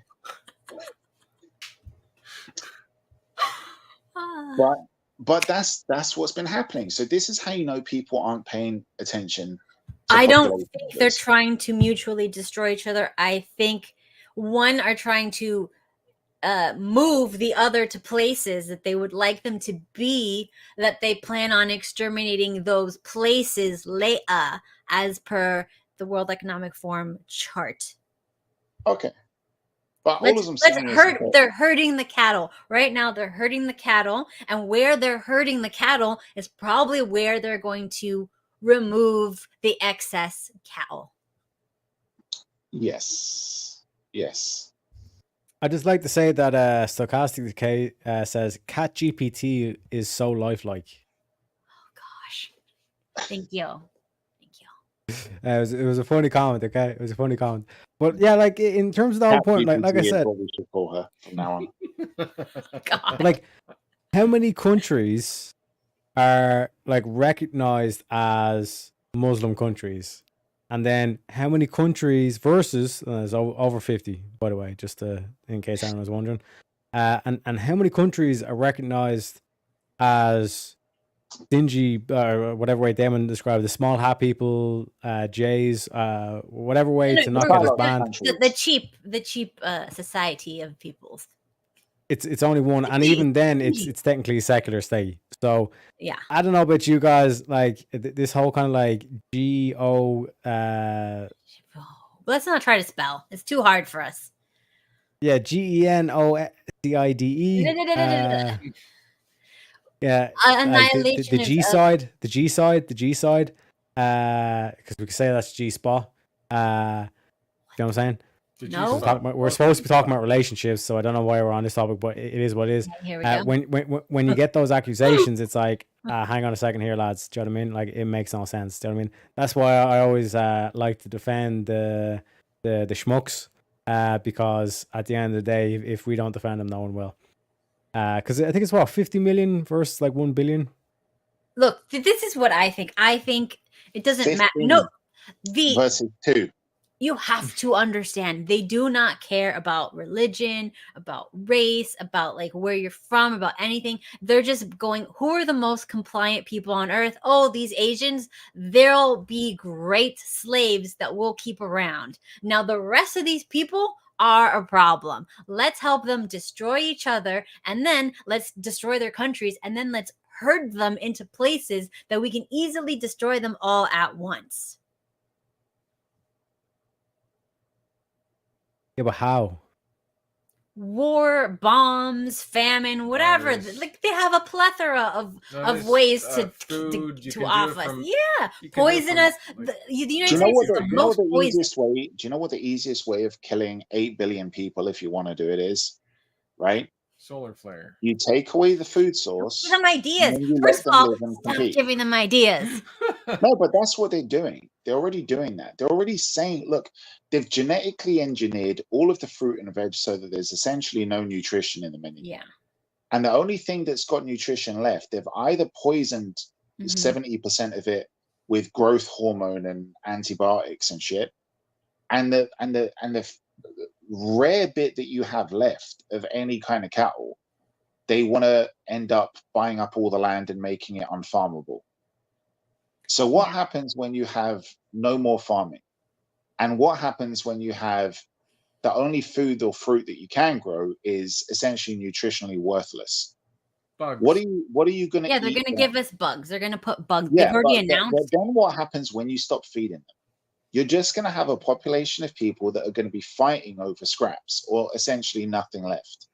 The problem is they're not going to stop feeding us. They're going to just herd us into these areas, feed these areas poisoned food that will give us cancers. That's why a lot of the elites put tons and tons of money into cancer research. Or they might do this. And this is, again, what I wanted to get into in the conspiracy theory episode, but fuck it, we're talking about it now. Or hypothetically, if I was a sick fuck who was in charge, if I was some sick fuck 1%er who was in charge and saying, how are we going to get rid of all these people? What I'd do is I'd say, well, here's what you need to do. You need to start dividing them amongst groups, right? Divide and conquer, divide e impere, okay? So when you divide them up into groups, you need to get them hysterically obsessed with their group identity on multitudes of levels, okay? So keyword here, intersectional, right? You want to break people down based on their skin color, based on their religion, based on their political ideology, based on their gender identity, based on everything. And when you get them so hysterically obsessed to a crazy narcissistic level, what you then want to do is you want to start giving preferential treatment to certain groups. So what I would do if I was a sick fuck who wanted to wipe out 8 billion people is I'd say, what I'm going to do is I'm going to make one group terrified of another group. And then I'm going to make that group terrified of another group. And then I'm going to put a bunch of these minority groups under this kind of umbrella rainbow flag, okay? And then I'm going to start telling them that everybody else hates them. Then I'm going to have infighting breeding underneath the rainbow flag. And I'm going to have infighting breeding underneath other groups as well. And I'm going to get all of these people polarized and obsessed with each other.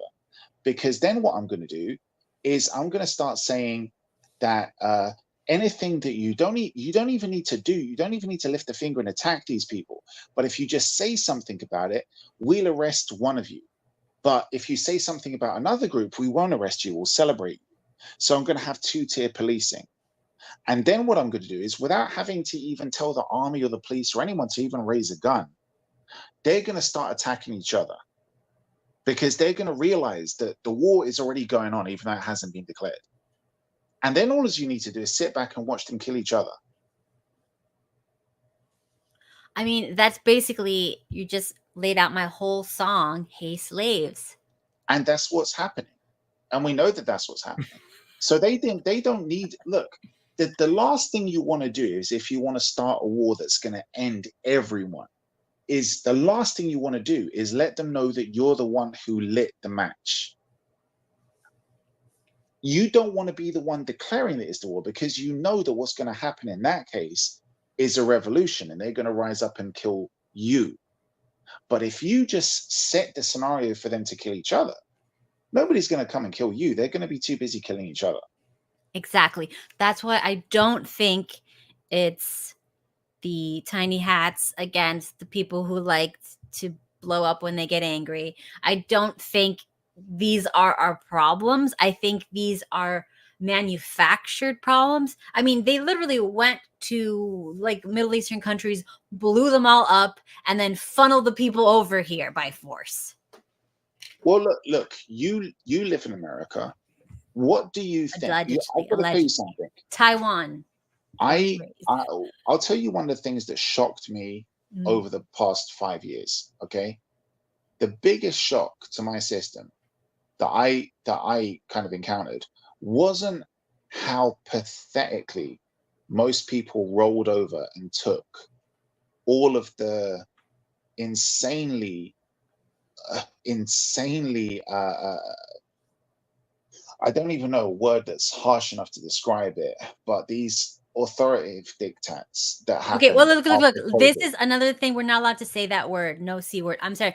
Immediate strike, no matter if you're for or against it. So please What? do not mention that word. Do not mention the V word or the C word. We Okay, cannot fine. say that So, on this. so, but it wasn't how people rolled over and took all of the lockdowns, the whatever, the Okay. Actually, what I'm gonna do you're is not allowed to say that either. no, you're not allowed to. So what Oh, I'm gonna fuck do me. before you continue, I am going to get the link for the Rumble and put it in the thingamajigger.